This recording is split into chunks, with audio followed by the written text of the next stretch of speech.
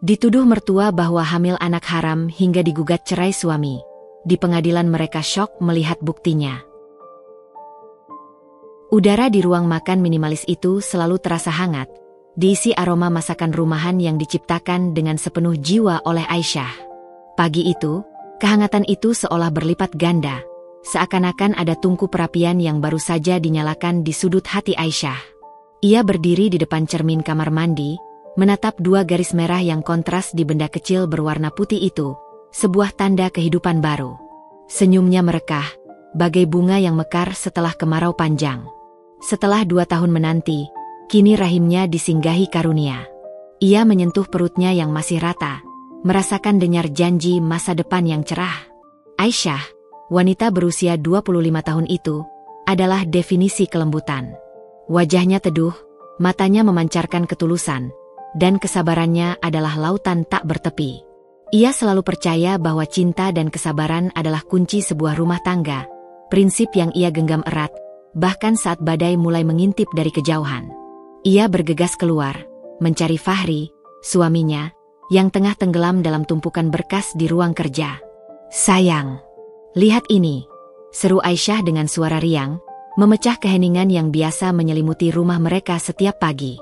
Fahri mendongak, matanya yang selama ini fokus pada deretan angka kini beralih pada istrinya. Fahri, seorang kepala bidang yang sukses di usianya yang baru menginjak 28 tahun, adalah pria yang cerdas dan pekerja keras. Raut wajahnya yang tampan, dibingkai dengan garis rahang tegas, melunak saat melihat Aisyah. Namun, ia juga dibesarkan dalam bayang-bayang dominasi ibunya, sebuah bayangan yang tanpa disadari telah membentuknya menjadi sosok yang cenderung patuh pada kemauan keluarga. Sebuah fakta yang kelak akan menjadi pedang bermata dua bagi pernikahannya. Fahri mengambil benda itu, matanya membesar saat mencerna arti dua garis itu. "Aisyah, ini serius?"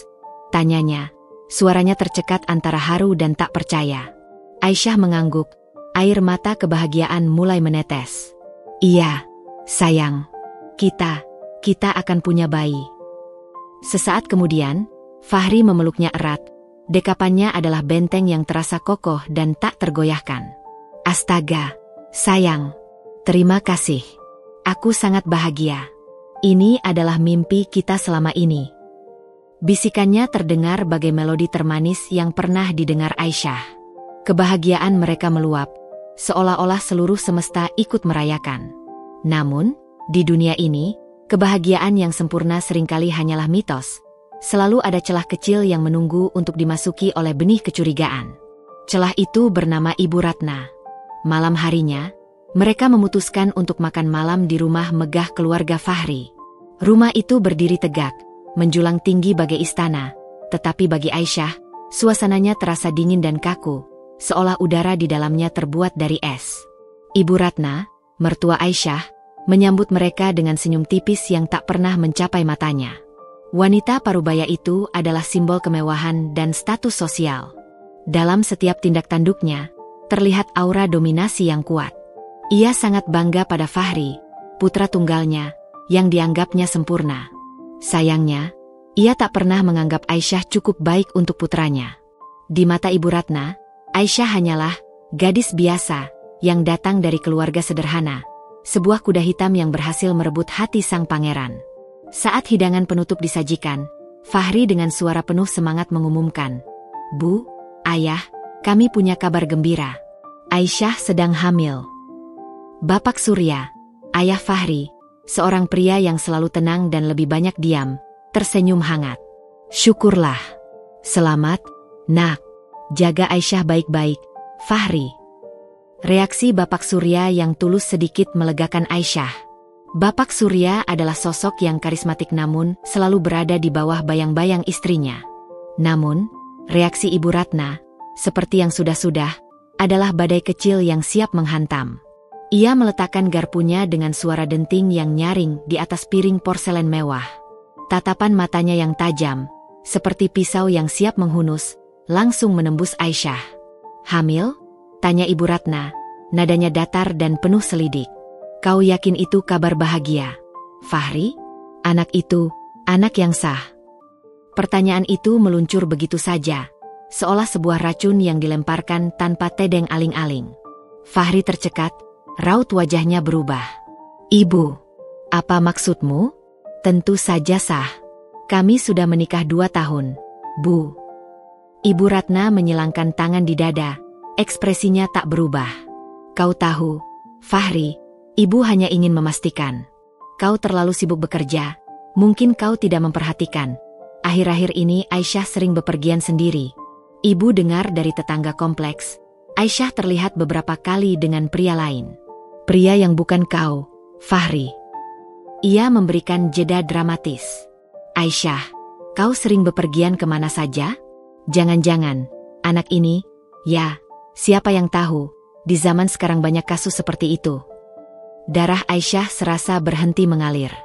Tuduhan itu adalah palu godam yang menghantam ulu hatinya. Ia merasakan mata Fahri beralih kepadanya. Tatapan itu kini tak lagi berisi pelukan hangat, melainkan campuran antara kebingungan dan sedikit keraguan. Ibu Ratna baru saja menanamkan benih beracun di ladang kepercayaan Fahri. Aisyah berusaha sekuat tenaga menahan air mata agar tidak jatuh. "Bu Ratna, saya mohon, jangan bicara sembarangan. Saya tidak pernah melakukan hal keji seperti itu. Saya mencintai Fahri dan anak ini adalah darah dagingnya." "Mencintai? Kalau mencintai, kau pasti akan menjaga dirimu. Kau pikir ibu tidak tahu, Aisyah? Kau sering bertemu seorang pria di sekitar kantor lamamu. Jangan berbohong padaku," desak Ibu Ratna, suaranya meninggi. Fahri segera melerai, meskipun terdengar kaku. "Sudah, Bu. Jangan bahas ini lagi. Mungkin itu hanya salah paham." Ia memandang Aisyah, tatapannya tidak lagi setulus tadi. "Aisyah, bisakah kau jelaskan siapa yang kau temui di kafe itu?" Aisyah menatap Fahri, terkejut. "Kau juga percaya, Fahri? Itu adalah Pak Herman, mantan rekan kerjaku. Dia menghubungiku untuk membahas tawaran proyek desain lepas. Aku bertemu dengannya hanya sebentar, itu pun di tempat ramai. Aku tidak memberitahumu karena itu hal kecil. Aku tidak menyangka." Suaranya memelan, kecewa. Ibu Ratna tertawa sinis. "Ah, alibi klasik. Proyek? Di saat kau baru tahu sedang hamil? Kau pikir kami bodoh, Aisyah? Itu hanya permulaan. Fahri, kau harus waspada. Anak yang kau kandung itu adalah tanda mendung gelap di atas rumah tangga kalian, bukan pelangi." Bapak Surya berdeham, mencoba mengalihkan pembicaraan. "Sudah, Ratna. Ini rumah kita. Jangan merusak suasana. Selamat, Fahri, Aisyah. Jaga dirimu, Nak. Abaikan saja omongan yang tidak penting." Kata-kata Bapak Surya bagai angin sejuk yang sesaat meredakan panas. Namun benih keraguan di hati Fahri sudah terlanjur tertanam kuat. Malam itu, dalam perjalanan pulang, keheningan menyelimuti mobil mereka. Kehangatan yang tadi pagi mereka rasakan kini sudah diselimuti kabut dingin kecurigaan. Aisyah memandang keluar jendela, wajahnya basah. Fahri menggenggam kemudi dengan rahang mengeras. "Fahri, kau percaya padaku, kan?" tanya Aisyah, suaranya bergetar. Fahri menghela napas panjang. "Tentu saja aku percaya, sayang. Tapi, Ibu Ratna tidak akan berbicara seperti itu jika tidak ada percikan api sama sekali. Kau tahu bagaimana dia? Dia sangat menjaga reputasi keluarga kita. Bisakah kau berjanji padaku, tidak akan bertemu pria itu lagi, walau hanya untuk urusan pekerjaan?" Suara Fahri terdengar seperti permintaan, tetapi lebih terasa seperti perintah yang mengandung syarat. Aisyah menoleh, hatinya sakit. "Kau memintaku berhenti bekerja hanya karena kecurigaan ibumu yang tidak berdasar? Apa kau lupa, kita membangun rumah ini dengan uang kita berdua? Aku hanya ingin kita tenang. Aisyah, aku tidak mau ibu terus-terusan mengusik. Berhentilah dulu. Fokus pada kehamilanmu. Bukankah itu yang lebih penting?" Fahri mencoba merasionalisasi. "Yang penting adalah kepercayaan, Fahri. Bukan mengorbankan kebenaran demi ketenangan palsu," balas Aisyah. Kini air matanya benar-benar tumpah. Ia tahu, meskipun Fahri mencintainya, sayapnya terlalu lemah untuk terbang melawan badai yang dibawa ibunya. Ia hanya bisa memeluk perutnya, melindungi janin kecil yang baru beberapa minggu itu. Ia berjanji pada dirinya sendiri, apapun yang terjadi, ia akan membuktikan bahwa ia bukanlah kambing hitam dalam drama keluarga Fahri. Benih konflik, yang berasal dari ketidakpercayaan dan dominasi mertua, sudah mulai berakar. Dinginnya keheningan semalam terasa jauh lebih menyakitkan daripada pertengkaran sengit manapun. Pagi menjemput Aisyah dan Fahri dengan mata yang sama-sama sembab dan hati yang dipenuhi gumpalan kecemasan. Mereka duduk di meja makan, sarapan mereka terasa tawar, seperti memakan debu.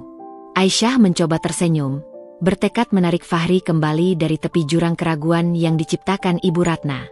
"Fahri, hari ini kita ada jadwal ke Dokter Haris, ya? Kita harus memastikan kalau janin kita baik-baik saja," kata Aisyah, suaranya berusaha terdengar ringan. Fahri, yang sejak tadi hanya fokus mengaduk kopinya, mendongak. Di matanya masih tersisa kabut keraguan. "Ya, aku ingat. Aku sudah atur agar jadwalnya tidak bentrok dengan meetingku."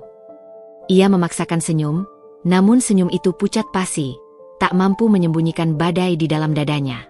Aisyah mendekat, menyentuh lengan suaminya. "Kau masih memikirkan ucapan ibu semalam?" Fahri menghela napas, panjang dan berat, seolah membuang beban 1000 ton. "Bukan aku tidak percaya padamu, sayang. Tapi kau tahu ibu. Dia seperti tahu segalanya. Dan dia tidak pernah suka kau dekat-dekat dengan pria lain, bahkan rekan kerja sekalipun. Aku hanya ingin semua ini cepat selesai.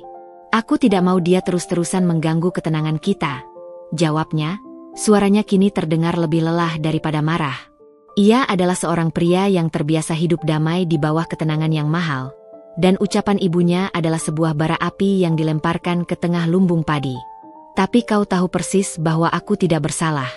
Kenapa kau tidak membelaku dengan tegas di depan ibu?" tuntut Aisyah, suaranya penuh luka. "Aku membelamu. Aku bilang itu hanya salah paham, Aisyah. Tapi ibu, kau tahu dia. Dia keras kepala. Semakin kita lawan, dia akan semakin menjadi-jadi. Lebih baik kita diamkan saja." Fahri mencoba membela diri. "Diam bukan solusi, Fahri. Diam itu berarti membenarkan. Kau memberinya angin untuk terus-menerus menuduhku." Aisyah bangkit, tidak tahan dengan sikap pasif suaminya.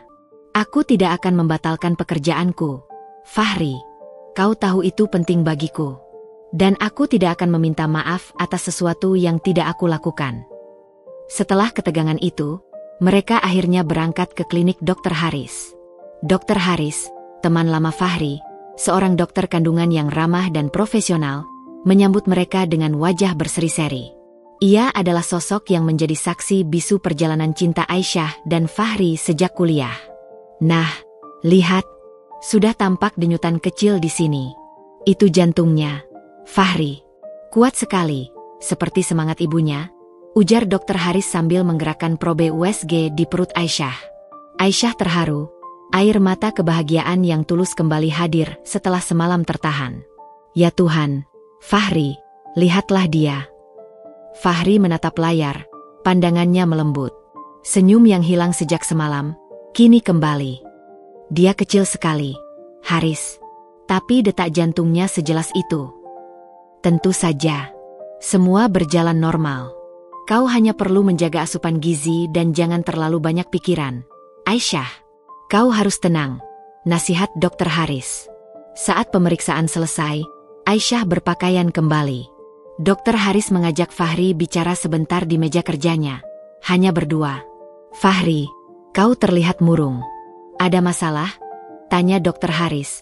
Sebagai seorang sahabat, ia bisa membaca raut wajah Fahri yang seperti langit mendung. Fahri ragu. Lalu ia memutuskan untuk bercerita.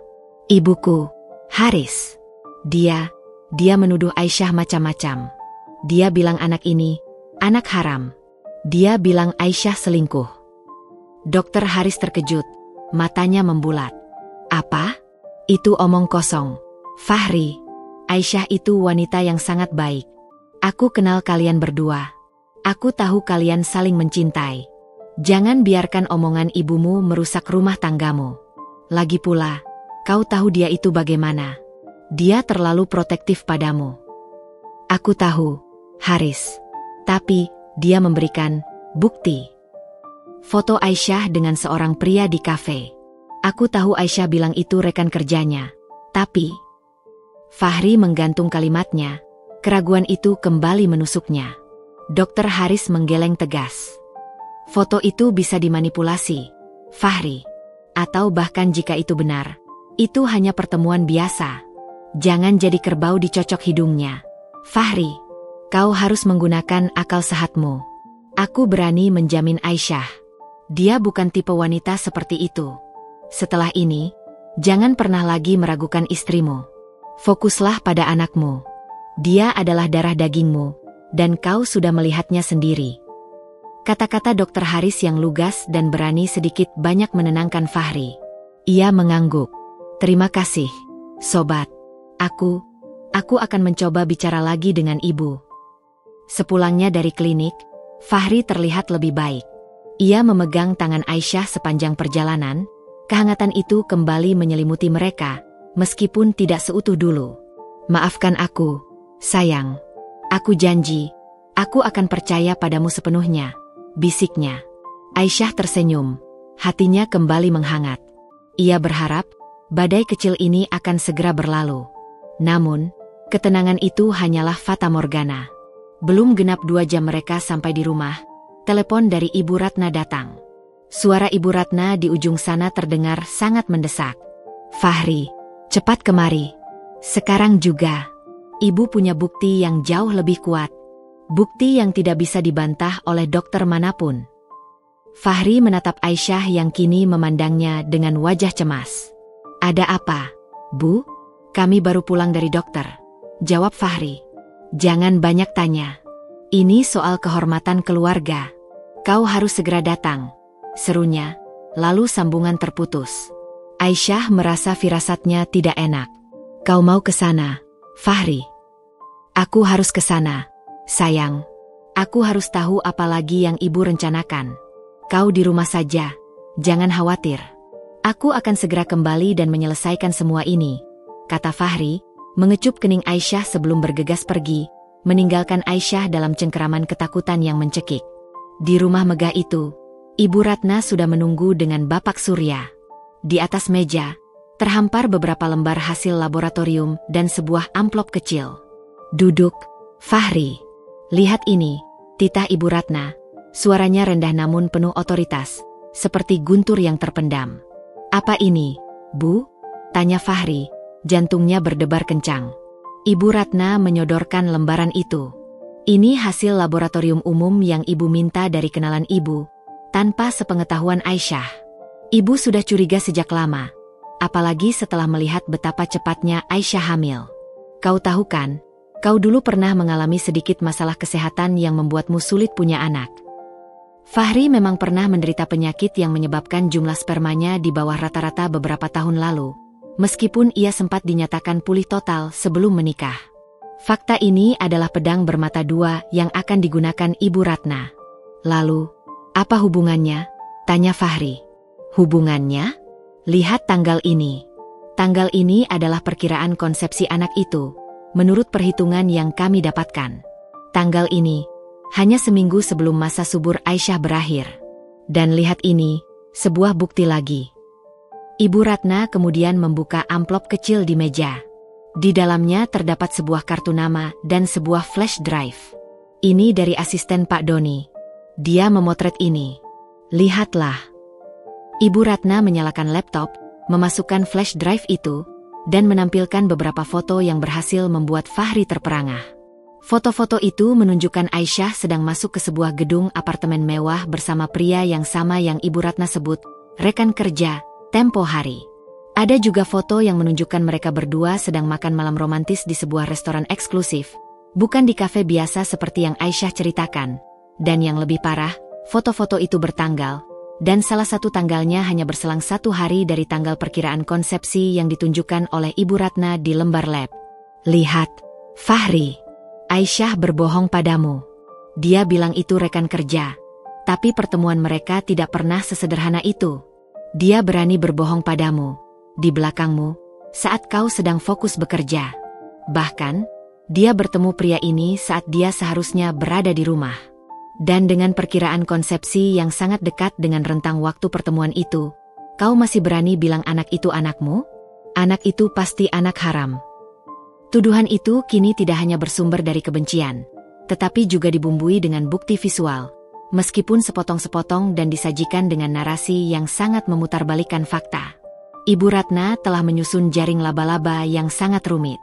Wajah Fahri kini memerah padam, bukan karena marah pada ibunya, melainkan pada Aisyah.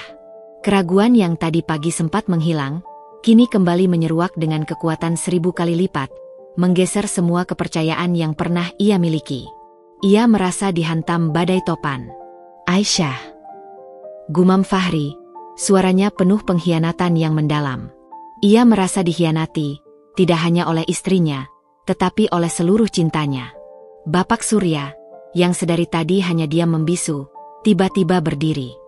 Ratna, kau tidak bisa menyimpulkan hanya dari foto. Kau tidak tahu keseluruhan ceritanya. Ini terlalu terburu-buru. Aku tahu segalanya, Surya.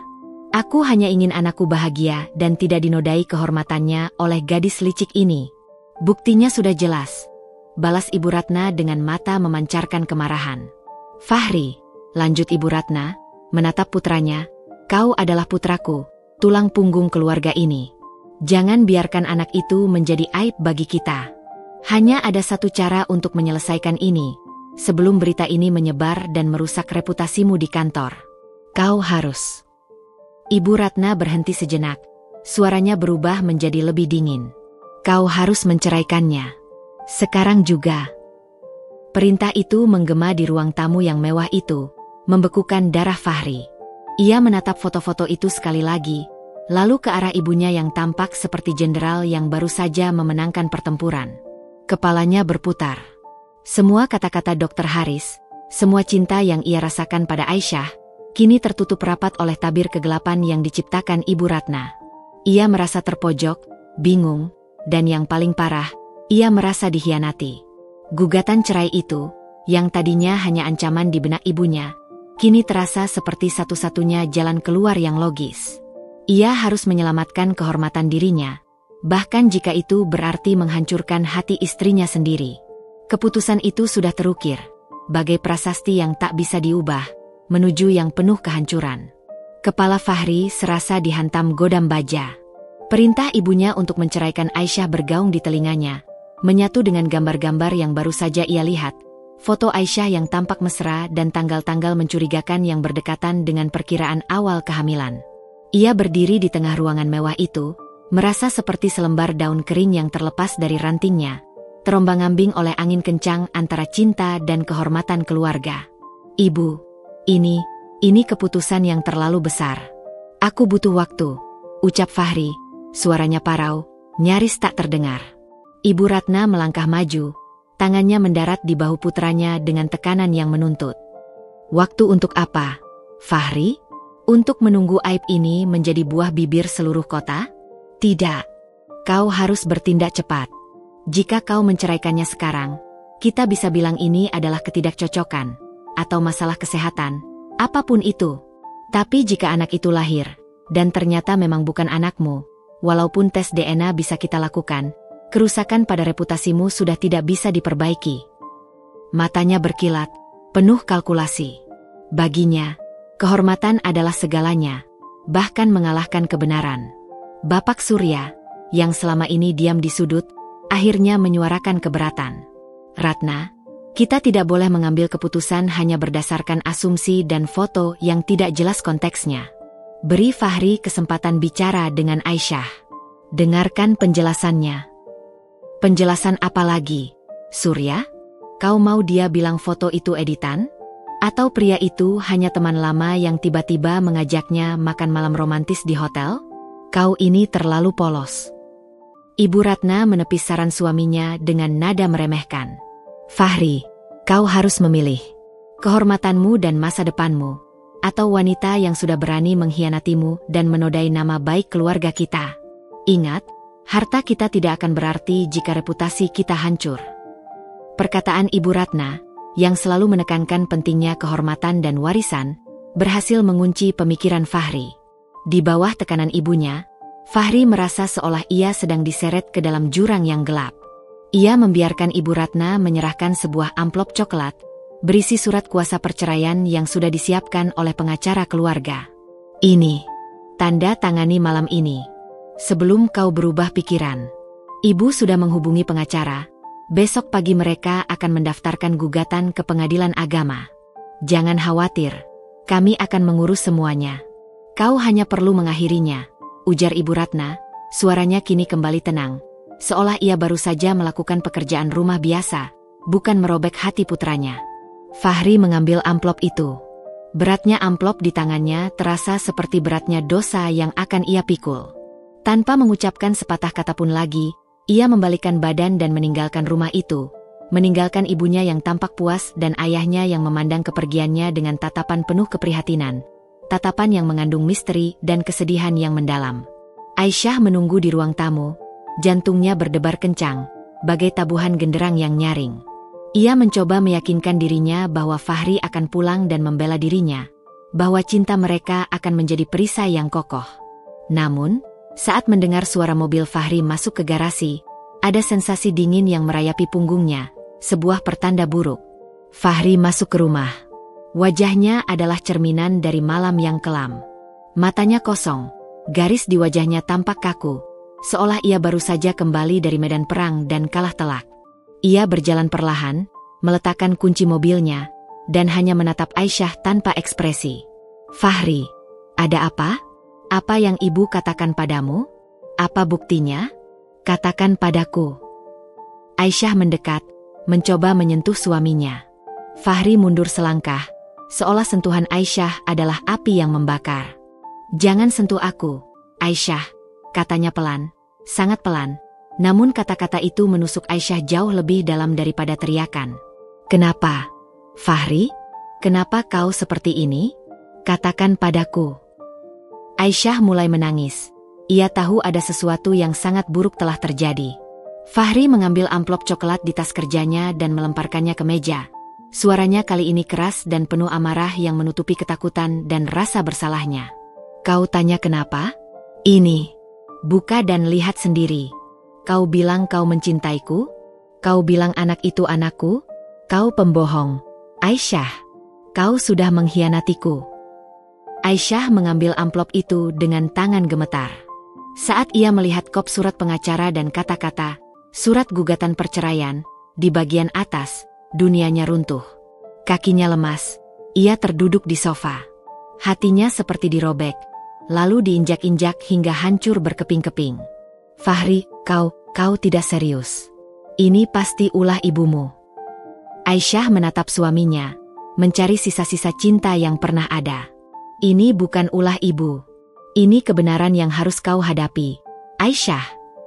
Fahri menarik napas dalam-dalam, berusaha menjaga suaranya tetap tegas. Aku sudah melihat semuanya. Foto-foto itu, pertemuan rahasiamu, tanggal-tanggal itu. Kau bertemu pria itu di apartemen. Aisyah, jangan kira aku bodoh. Kau sudah menghancurkan kehormatan keluarga ini. Aisyah menggelengkan kepala dengan panik. Air mata membasahi wajahnya. Foto apa? Apartemen apa? Itu tidak benar. Fahri, itu adalah kantor pusat perusahaan desain Pak Herman. Aku bertemu dengannya di sana untuk menandatangani kontrak kerjaku. Kami makan malam untuk merayakan proyek itu, dan aku tidak berani memberitahumu karena kau sudah melarangku sejak awal. Kontrak kerja? Setelah Ibu Ratna menunjukkan perkiraan tanggal konsepsi yang sangat dekat dengan pertemuanmu, itu adalah kebohongan yang setipis kulit ari. Aisyah, aku tidak percaya lagi. Fahri sudah menutup telinganya rapat-rapat. Bisikan racun Ibu Ratna telah menjadikannya kepala batu. Aisyah mencoba menjangkau tangan Fahri, namun Fahri menepisnya. Aku tidak bisa lagi melihatmu. Aku tidak bisa tidur di ranjang yang sama dengan wanita yang berpotensi membawa aib bagi keluargaku. Kau sudah merusak semuanya. Bagaimana dengan anak ini, Fahri? Dia darah dagingmu. Kau tidak boleh tidak mengakuinya hanya karena kecemburuan ibumu, teriak Aisyah, memeluk perutnya yang masih rata, seolah melindungi janinnya dari amarah sang ayah. Mata Fahri tampak kosong, dipenuhi rasa sakit dan pengkhianatan yang salah arah. Anak? Aku tidak akan mengakui anak yang berpotensi menjadi aib. Setelah kau melahirkannya, kita akan melakukan tes DNA. Tapi sebelum itu, kita harus berpisah. Aku ingin kau pergi dari rumah ini, Aisyah. Secepatnya. Ucapan Fahri terasa lebih dingin dari es di kutub utara. Aisyah menyadari bahwa benteng pertahanannya, yaitu cinta Fahri, telah runtuh sepenuhnya. Ia kini berdiri sendiri melawan badai yang besar. Malam itu, ia tidak lagi melihat suaminya. Di hadapannya, hanya ada seorang putra yang dibutakan oleh ketakutan dan kepatuhan yang berlebihan pada ibunya. Baik, Fahri. Kalau ini keputusanmu. Kalau kau lebih memilih percaya pada foto-foto dan prasangka ibumu daripada hati istrimu sendiri, maka aku akan pergi, kata Aisyah, suaranya kini terdengar tenang, seolah kesedihannya sudah mencapai puncaknya hingga tak bersuara. Aku akan pergi, tapi ingat baik-baik, Fahri. Aku tidak bersalah. Aku akan membuktikannya. Dan saat kebenaran itu terungkap, kau akan menyesal seumur hidupmu karena telah mencampakkan istrimu dan anakmu sendiri. Aisyah berdiri tegak, memungut tasnya dengan tangan yang masih gemetar. Ia tidak mengambil apapun lagi. Ia hanya membawa harga diri dan bayi kecil di dalam perutnya. Melangkah keluar dari rumah itu, ia meninggalkan semua kenangan indah mereka di belakangnya. Ia tahu, dari saat ini, ia harus menjadi pahlawan bagi dirinya sendiri dan calon bayinya. Malam itu, di bawah langit yang gelap tanpa bintang, Aisyah melangkah menuju ketidakpastian, membawa janji kehancuran dan kebenaran yang akan ia bawa ke pengadilan. Ia kini adalah seorang wanita hamil yang dicampakkan, berdiri di tepi jurang, siap untuk melawan seluruh dunia demi kehormatannya dan masa depan bayinya. Konflik telah mencapai titik didihnya. Dan babak selanjutnya adalah perjuangan Aisyah yang tak kenal lelah. Dingin malam menusuk kulit Aisyah, tetapi dinginnya pengkhianatan Fahri jauh lebih membekukan. Ia berjalan menyusuri jalanan kompleks yang sepi. Amplop gugatan cerai itu masih tergenggam erat di tangannya yang gemetar. Air mata sudah kering di pipinya, berganti dengan tekad baja yang kini mengisi rongga dadanya. Ia tidak lagi melihat dirinya sebagai korban, melainkan seorang pejuang yang harus melindungi satu-satunya harta yang tersisa, janin di perutnya dan kehormatannya. Aisyah memutuskan untuk kembali ke rumah kontrakan kecil tempat ia tinggal sebelum menikah. Rumah itu sederhana, jauh berbeda dengan istana Fahri, namun di sanalah ia merasakan ketenangan sejati. Ia menelepon Bima, sahabatnya, meminta bantuan untuk mengurus kepindahannya. Kau serius, Syah? Fahri menceraikanmu? Hanya karena tuduhan ibunya. Suara Bima di telepon terdengar tak percaya, penuh kemarahan. Lebih dari itu, Bim. Ibu Ratna memberinya bukti. Foto-foto pertemuanku dengan Pak Herman, bahkan dicocokkan dengan tanggal perkiraan konsepsi janin ini. Mereka menuduhku hamil anak haram, jawab Aisyah, suaranya kini datar, kehabisan energi untuk menangis.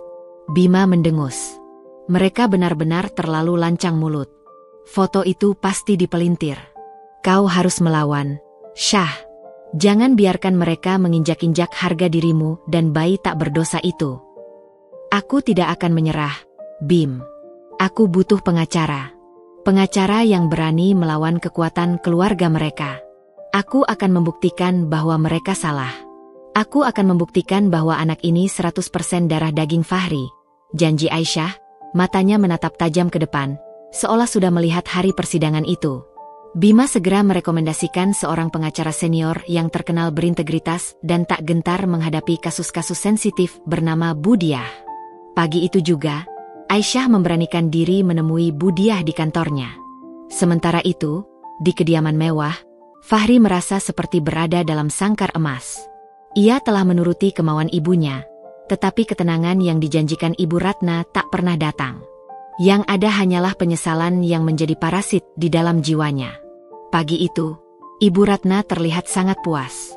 Ia duduk di meja makan, membaca koran dengan senyum kemenangan. Bagus, Fahri. Pengacara sudah mendaftarkan gugatan. Jangan khawatir, kasus ini akan selesai cepat. Kita akan menyelesaikan ini secara damai. Dia hanya perlu menerima sejumlah uang dan tutup mulut, ucapnya dengan nada meremehkan. Damai? Kita menghancurkan hidupnya, Bu. Dan bagaimana jika Aisyah benar? Bagaimana jika anak itu benar-benar anakku? Tanya Fahri, suaranya dipenuhi rasa bersalah. Tutup mulutmu, Fahri. Ibu Ratna membanting korannya. Kau sudah lihat buktinya. Kau sudah melihat betapa liciknya dia bersembunyi di balik kata kerja. Anakmu? Jangan khawatir. Jika dia lahir, kita akan paksa tes DNA. Tapi, kalaupun itu anakmu, ibu tidak sudi anak dari wanita yang sudah berani mengkhianatimu menjadi pewaris keluarga ini. Anak itu sudah membawa cacat moral. Ibu, kata-katamu terlalu kejam, seru Fahri, bangkit dari kursinya. Ia merasa muak dengan kebencian tak berdasar ibunya.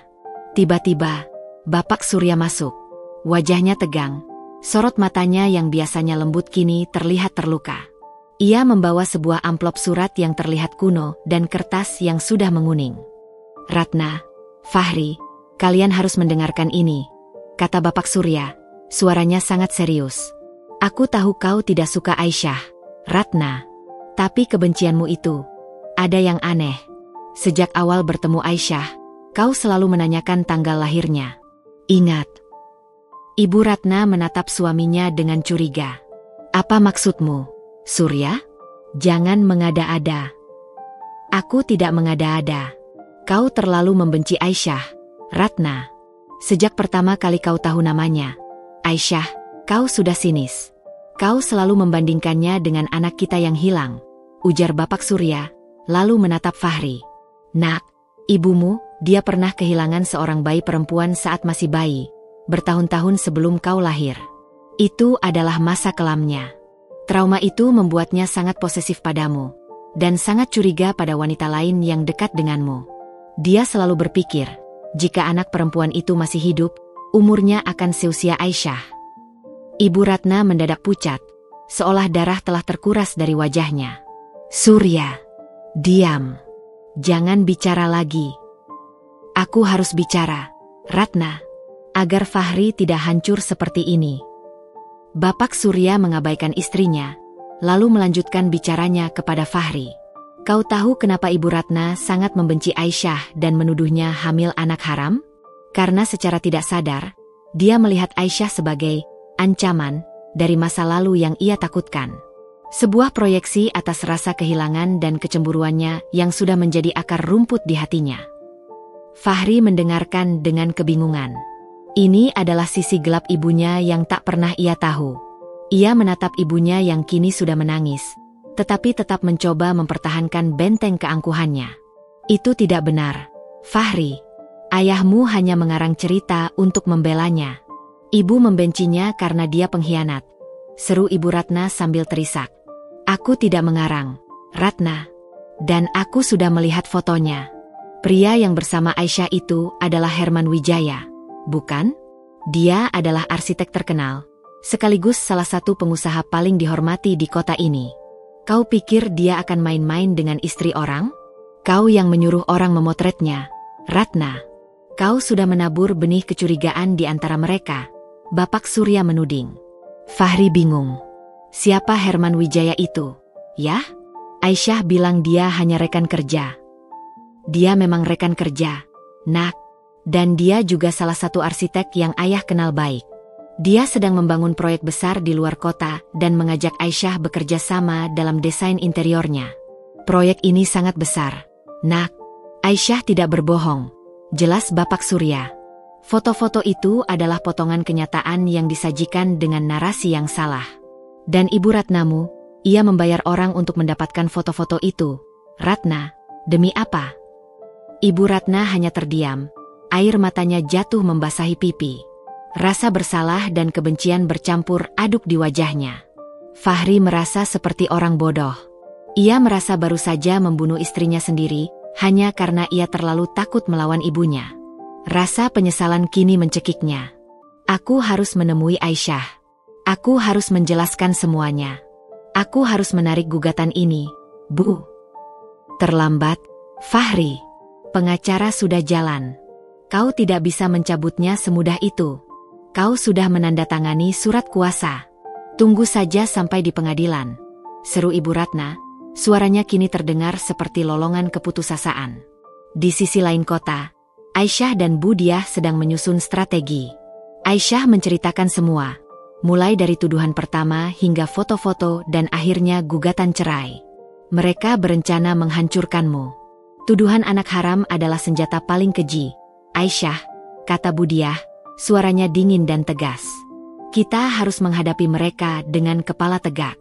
Di pengadilan, mereka harus membuktikan tuduhan itu. Dan kita akan menggunakan segala cara, termasuk menuntut tes DNA paternitas. Ayah, segera setelah anakmu lahir. Aisyah mengangguk. Ia sudah siap dengan skenario terburuk. Saya siap, Bu Diah. Saya hanya ingin kehormatan saya kembali. Dan saya ingin Fahri tahu betapa kejamnya dia dan ibunya menuduh saya tanpa dasar. Bagus. Tapi kita tidak bisa hanya fokus pada tes DNA. Aisyah, kita harus mencari tahu mengapa Ibu Ratna begitu membencimu sampai harus memutarbalikkan fakta. Ini bukan hanya tentang cemburu biasa. Ini seperti ada yang tersembunyi, kata Bu Diah, matanya menyipit, mencari celah. Kau bilang Ibu Ratna sering menanyakan tanggal lahirmu. Ya, sebelum menikah. Dia sangat sering menanyakan itu. Sampai saya bingung kenapa itu penting, jawab Aisyah. Bu Diah tersenyum misterius. Itu adalah benang merah kita. Kita akan menyelidiki latar belakang keluarga mereka, terutama tentang putri yang hilang itu. Mungkin saja ada koneksi yang tidak biasa di balik kebenciannya yang intens ini. Kita harus menemukan kelemahan mereka sebelum sidang pertama. Aisyah merasakan sedikit harapan menyusup ke dalam hatinya. Ia tahu, perjuangan ini akan menjadi perjalanan yang panjang dan berliku, seperti mendaki gunung yang curam. Namun demi janin yang ia kandung, ia tidak akan pernah menyerah. Sidang pertama sudah menunggu. Dan itu akan menjadi arena pertarungan untuk merebut kembali harga dirinya.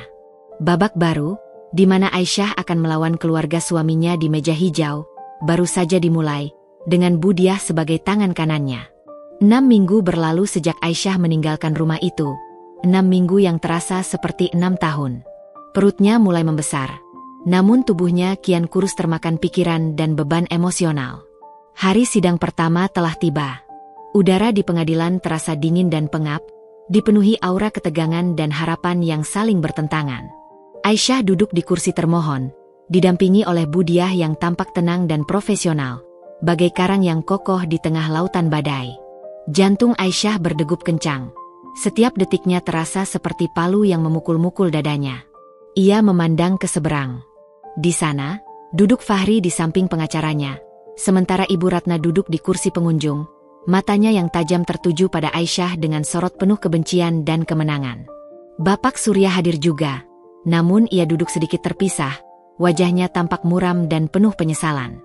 Saat Fahri melihat Aisyah, matanya yang sembab menunjukkan sedikit rasa bersalah, namun ia segera menunduk, tak berani beradu pandang.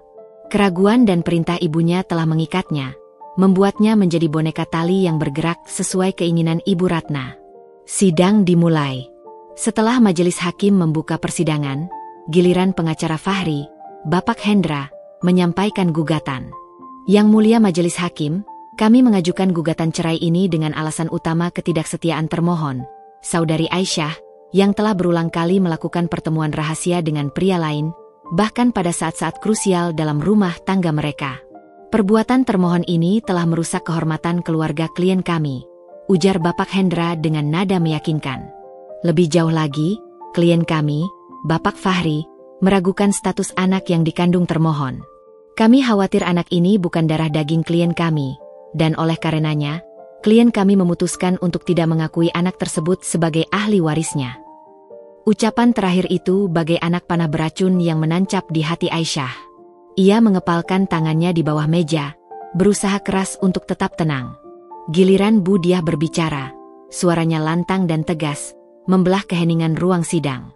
Yang mulia, kami dengan tegas menolak seluruh tuduhan yang dilayangkan oleh pihak pemohon. Tuduhan ketidaksetiaan adalah fitnah keji yang tidak berdasar, yang sengaja diciptakan untuk membenarkan pengkhianatan emosional pemohon terhadap termohon yang sedang mengandung. Bu Diah berhenti sejenak, menatap lurus ke arah Fahri. Saudari Aisyah hanya menjalankan tugas profesionalnya sebagai desainer lepas, bertemu dengan rekan kerja, yang faktanya adalah Bapak Herman Wijaya, seorang tokoh terhormat yang juga dikenal oleh keluarga pemohon. Foto-foto yang dijadikan bukti adalah potongan visual tanpa konteks, yang dibuat atas instruksi pihak tertentu untuk menabur keraguan di hati pemohon, Bapak Fahri. Fahri mengangkat wajahnya. Ia tahu betul siapa pihak tertentu yang dimaksud. Ekspresi penyesalan muncul sekilas, namun segera ia tutupi dengan wajah datar. Ibu Ratna di belakangnya berdecak kesal. Wajahnya memerah padam. Yang mulia, lanjut Bu Diah, karena tuduhan utama dalam gugatan cerai ini adalah keraguan pemohon terhadap status anak yang dikandung termohon.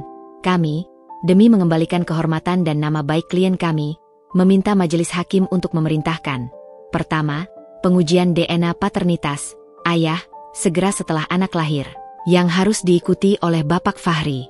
Dan kedua, kami juga meminta izin untuk menghadirkan saksi ahli, Dr. Haris, yang merupakan dokter kandungan klien kami sekaligus sahabat dekat pemohon, untuk memberikan keterangan mengenai kondisi kehamilan Aisyah dan hubungannya dengan Bapak Fahri. Permintaan Bu Diah membuat ruang sidang kembali hening. Pengacara Fahri, Bapak Hendra, segera memprotes. Keberatan, Yang Mulia. Permintaan tes DNA paternitas adalah langkah yang terlalu jauh dan tidak relevan dengan persidangan cerai. Justru sangat relevan, Yang Mulia, sela Bu Diah dengan cepat. Pemohon sendiri yang menjadikan keraguan status anak sebagai alasan utama gugatan, mencoreng kehormatan klien kami. Maka, pembuktian keabsahan anak adalah kunci. Kami menuntut kebenaran, bukan hanya perceraian.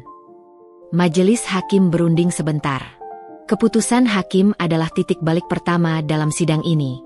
Majelis hakim memutuskan, menolak keberatan pengacara pemohon, mengabulkan permintaan termohon untuk menghadirkan saksi ahli, Dr. Haris, pada sidang berikutnya, dan memerintahkan kedua belah pihak untuk mempersiapkan diri melakukan tes DNA paternitas segera setelah bayi lahir, dengan biaya ditanggung bersama. Sidang akan dilanjutkan dengan agenda mendengarkan kesaksian. Silakan termohon, Saudari Aisyah, sampaikan keberatan Anda secara pribadi. Aisyah berdiri. Seluruh mata di ruangan itu tertuju padanya. Ia menatap Fahri lurus-lurus. Matanya kini bagaikan api yang menyala, tidak lagi air mata. Yang Mulia Hakim, kata Aisyah, suaranya bergetar di awal, namun semakin lama semakin kuat dan jelas. Saya, Aisyah, bersumpah di hadapan Tuhan, bahwa saya tidak pernah mengkhianati suami saya. Anak ini adalah hasil cinta kami, darah daging Fahri. Tuduhan ini adalah kebohongan yang keji, yang sengaja dirancang oleh ibu mertua saya karena kebenciannya yang tidak masuk akal kepada saya. Ia kemudian menatap Fahri, tatapannya penuh luka yang tak tersembuhkan. Fahri, kau tahu aku tidak bersalah. Kau tahu cinta kita. Kau memilih untuk menjadi tuli di hadapan ibumu. Kau memilih untuk menghancurkan istrimu dan anakmu sendiri, hanya demi ketenangan dan kehormatan palsu yang didiktekan ibumu. Aku menerima gugatan cerai ini jika itu memang maumu, tetapi aku akan berjuang sampai akhir untuk membuktikan bahwa aku bukanlah pengkhianat. Dan saat kebenaran terungkap, kau akan menjadi orang yang menanggung malu terbesar. Fahri tidak mampu berkata apa-apa. Tubuhnya menegang di kursinya. Ucapan Aisyah adalah sambaran petir yang merobek topeng ketegasannya.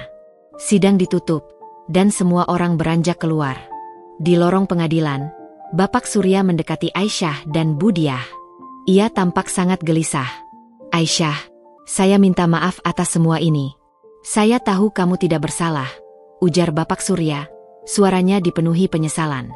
Permintaan maaf Anda tidak akan mengembalikan kehormatan saya, Pak Surya, jawab Aisyah dingin, masih terluka oleh sikap pasif Bapak Surya selama ini.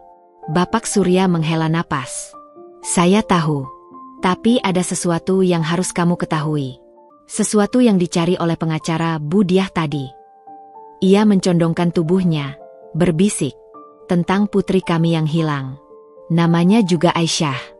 Dan dia lahir di rumah sakit yang sama dengan rumah sakit tempat kau dilahirkan.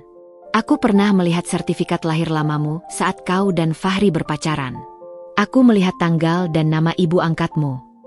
Budiah dan Aisyah saling pandang, terkejut. Jadi, Ibu Ratna membenciku karena... Aisyah menggantung kalimatnya. Karena ia berpikir, secara kebetulan, kamu adalah Aisyah, putrinya yang dulu dia hilangkan, kata Bapak Surya. Ketakutannya akan trauma masa lalu yang berulang dan melihatmu sebagai pengganti yang tidak ia inginkan membuatnya buta. Dia melihat kehamilanmu sebagai kesempatan untuk menyingkirkanmu dan memutus semua benang merah itu. Aku tahu ini terdengar gila, tapi ini adalah akar pahit dari semua kebencian ini. Budiah memegang lengan Aisyah, matanya berbinar penuh pemahaman. Ini informasi kunci, Pak Surya. Terima kasih. Ini membuktikan adanya motif di balik tuduhan keji itu, dan kita bisa menggunakannya untuk menuntut penyelidikan lebih dalam tentang motif itu, bahkan melibatkan kondisi psikologis Ibu Ratna. Aisyah kini mengerti. Kebencian Ibu Ratna ternyata bukan hanya cemburu biasa, melainkan berasal dari sumur kepedihan masa lalu yang tersembunyi. Fakta ini adalah kunci yang akan membuka pintu besar kebenaran, jauh melebihi sekadar isu perselingkuhan. Sidang berikutnya bukan lagi hanya tentang perceraian, tetapi tentang pengungkapan rahasia keluarga yang telah lama terkubur, dan Aisyah, si tertuduh, kini menjadi pembawa obor kebenaran itu. Ia harus menguatkan hatinya, karena kebenaran yang akan terungkap pasti akan mengguncang pondasi keluarga Fahri hingga ke akarnya. Pengakuan lirih dari Bapak Surya di lorong pengadilan menjadi cahaya lilin di tengah kegelapan yang dirasakan Aisyah. Informasi tentang putri Ibu Ratna yang hilang dengan nama yang sama, serta tanggal lahir yang mencurigakan, adalah benang kusut yang kini mulai terurai. Aisyah dan Budiah langsung bergerak cepat, menyadari bahwa kasus ini telah beralih dari sekadar gugatan cerai menjadi pencarian kebenaran yang jauh lebih dalam. Kita tidak boleh membiarkan informasi ini hanya menjadi asumsi emosional. Aisyah, ujar Budiah saat mereka kembali ke kantor. Kita harus mencari jejak fisik dari Aisyah yang hilang itu. Kita butuh catatan rumah sakit, catatan adopsi, atau apapun yang membuktikan bahwa kebencian Ibu Ratna berakar dari trauma ini. Aisyah mengangguk. Ia tahu ini adalah satu-satunya cara untuk melawan tuduhan keji yang dilemparkan padanya. Tapi, Budiah, bagaimana kita bisa mendapatkan catatan dari masa lalu? Rumah sakit itu pasti sudah menyimpan arsipnya dengan sangat rahasia. Apalagi ini kasus kehilangan atau adopsi. Disinilah seni beracara bermain. Aisyah, kita tidak bisa meminta langsung sebagai pihak yang berperkara. Mereka akan menutup rapat-rapat. Kita harus melakukan gerilya informasi. Budiah menyeringai tipis, matanya memancarkan kecerdasan seorang veteran. Aku akan menggunakan koneksi lamaku di bagian administrasi kependudukan dan dinas sosial. Kita hanya perlu mengkonfirmasi dua hal. Catatan kelahiran anak perempuan dari pasangan Ratna dan Surya di tahun tersebut, dan catatan adopsi anak perempuan dengan nama yang sama pada periode waktu yang berdekatan. Beberapa hari berikutnya terasa seperti maraton yang melelahkan. Aisyah fokus menjaga kesehatannya dan janinnya, yang kini menjadi denyut harapan satu-satunya. Ia mencoba untuk tidak terlalu memikirkan Fahri, yang berkali-kali mencoba menghubunginya setelah sidang, namun selalu ia tolak. Luka yang diukir Fahri terlalu dalam untuk diobati dengan panggilan telepon singkat. Sementara itu, Fahri berada dalam neraka penyesalan yang ia ciptakan sendiri. Kata-kata Aisyah di pengadilan terus menghantuinya, dan pengakuan ayahnya tentang motif Ibu Ratna semakin menggerogoti keyakinannya. Di rumahnya, suasana menjadi sangat dingin.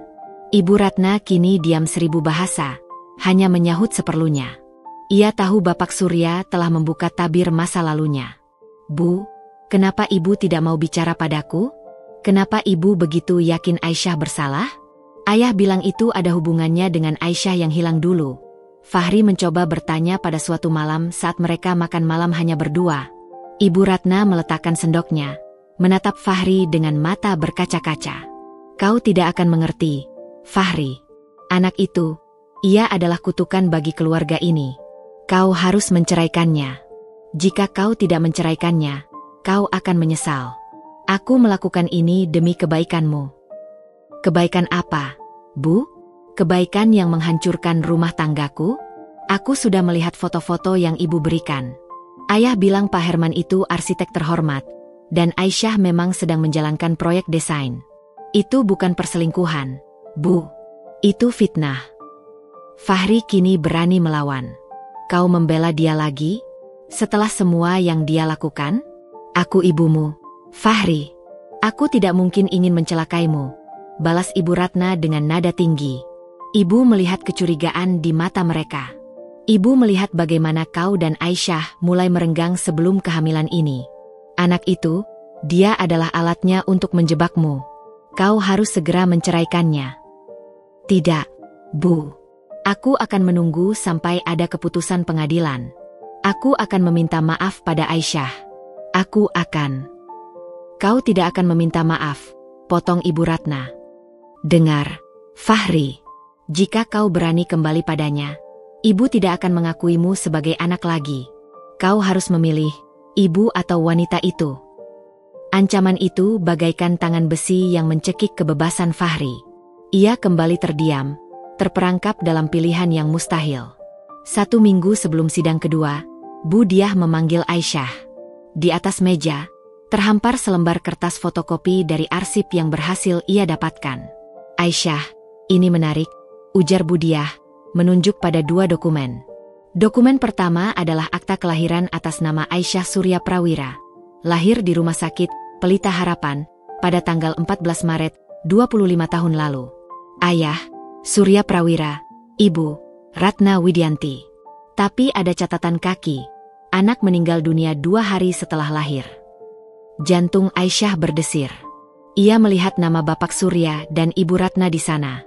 Itu pasti putri mereka yang hilang, Bu. Tunggu dulu. Bu Diah menggeser dokumen kedua. Dokumen kedua adalah catatan adopsi dari sebuah panti asuhan kecil di pinggiran kota, kurang lebih seminggu setelah tanggal kematian Aisyah Surya Prawira.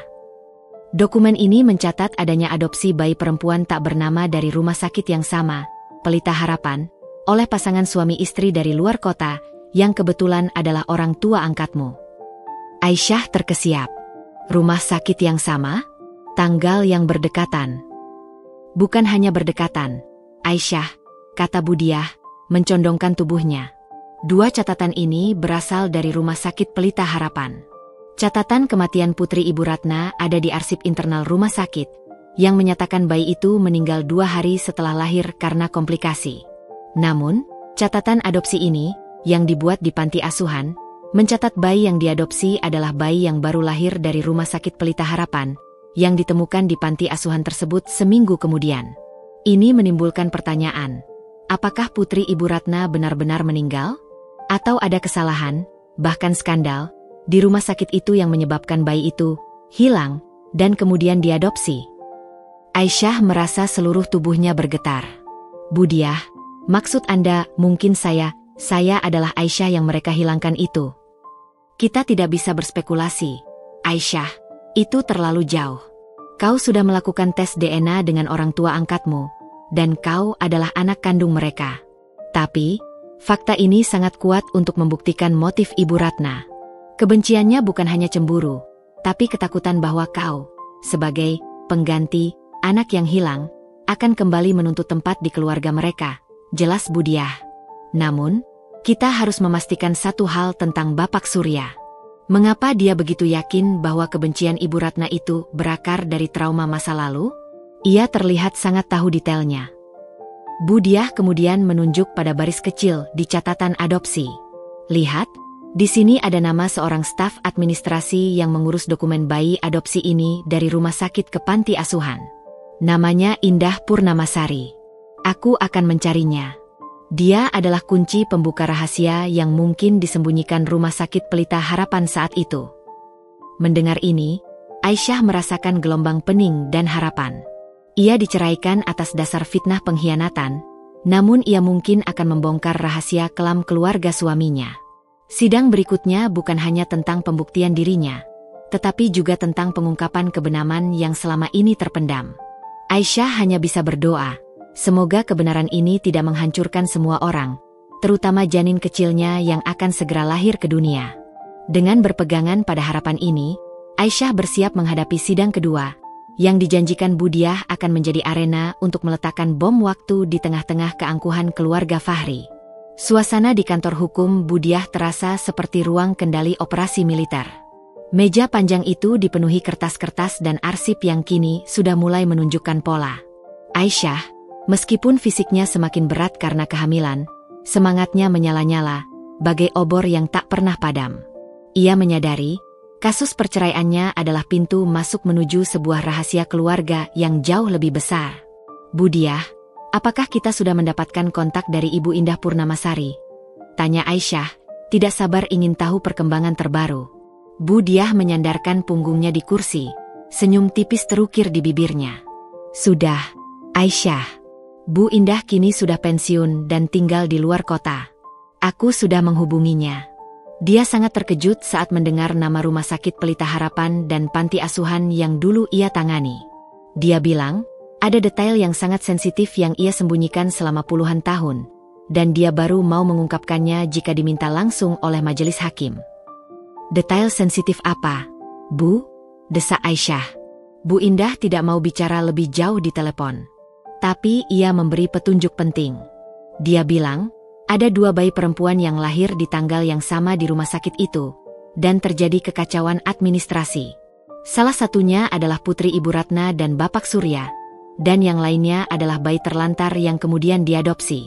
Kau tahu, Aisyah, kemungkinan besar plot twist yang kita cari ada di tangan Bu Indah. Ia adalah saksi mata kunci dari kekacauan itu, jelas Budiah. Aisyah terdiam sejenak, menimbang-nimbang semua informasi ini. Jadi, kemungkinan putri Ibu Ratna tidak meninggal, melainkan tertukar atau hilang, dan ada kaitannya dengan bayi adopsi di panti asuhan. Tepat. Dan inilah yang membuat Ibu Ratna menjadi singa betina yang tak terkendali saat melihatmu. Aisyah, kau memiliki tanggal lahir yang sama, kau menjadi menantunya, dan kau membawa cucunya yang akan membawa garis keturunan suaminya. Ini semua memicu trauma terbesarnya, kata Budiah. Budiah kemudian membuka laptopnya. Sekarang, kita beralih ke strategi persidangan. Sidang berikutnya adalah agenda kesaksian. Dan kita akan memulainya dengan Dr. Haris, sahabat Fahri. Ini adalah langkah psikologis yang sangat penting. Dr. Haris? Apa yang bisa dia bantu selain soal kesehatanku, Bu? Tanya Aisyah. Dr. Haris bukan hanya saksi ahli kandungan, Aisyah. Dia adalah jembatan penghubung antara kau dan Fahri, sekaligus saksi bahwa Fahri pernah mengalami masalah kesuburan di masa lalu. Ingat, tuduhan utama mereka adalah keraguan terhadap status anak.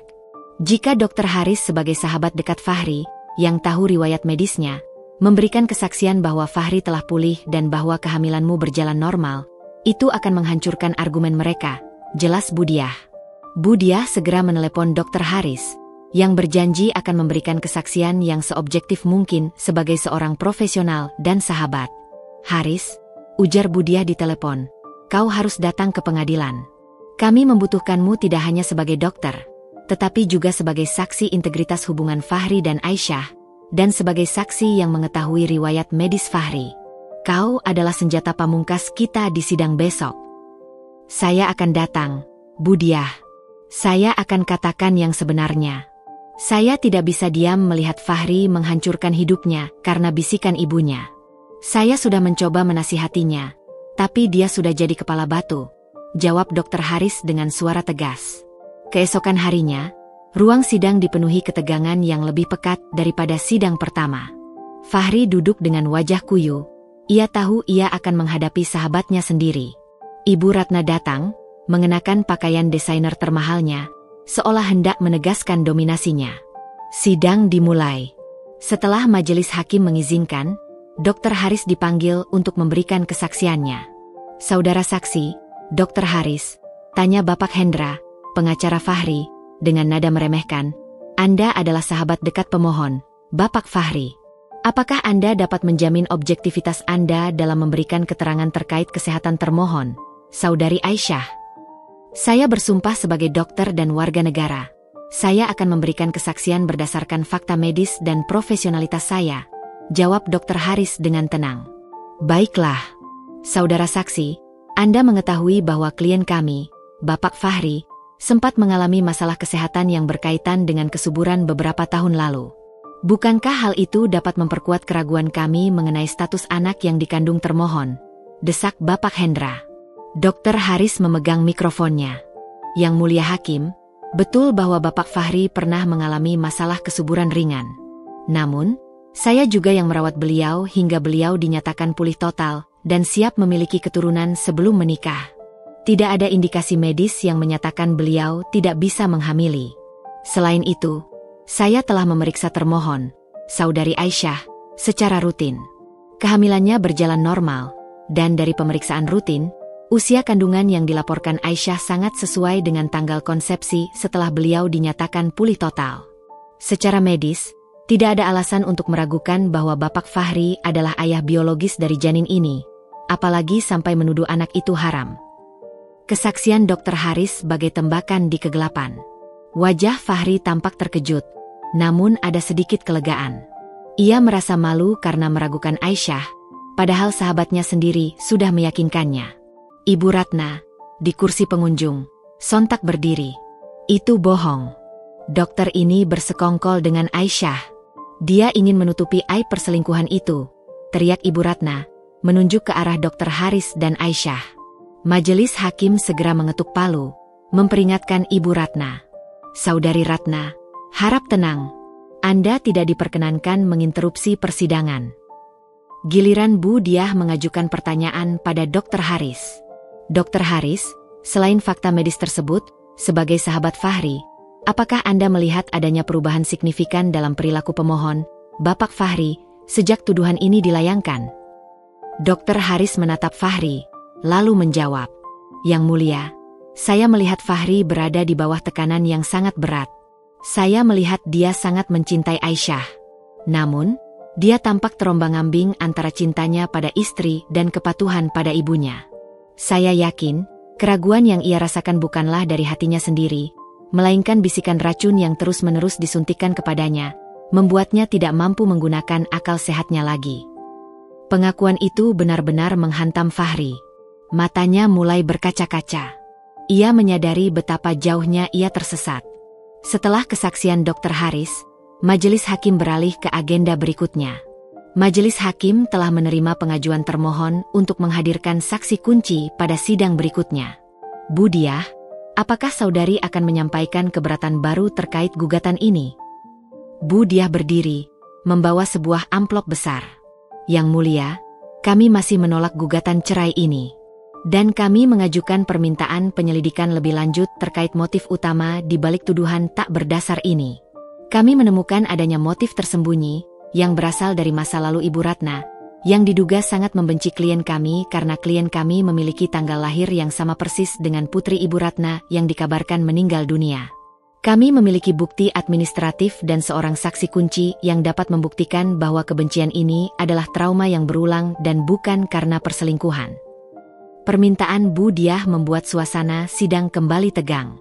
Tuduhan ini, secara tidak langsung, menyeret Bapak Surya dan Ibu Ratna ke dalam pusaran rahasia masa lalu. Bukti apa yang Anda miliki, Bu Diah? Tanya hakim. Kami memiliki catatan rumah sakit lama, dan kami memiliki saksi kunci, mantan staf administrasi dari Rumah Sakit Pelita Harapan, Saudari Indah Purnamasari, yang kami yakini dapat menjelaskan kekacauan administrasi yang terjadi saat itu. Jawab Bu Diah. Oleh karena itu, kami memohon majelis hakim untuk memanggil Saudari Indah Purnamasari sebagai saksi kunci pada sidang berikutnya. Permintaan itu menciptakan gemuruh di ruang sidang. Ibu Ratna tampak sangat terkejut.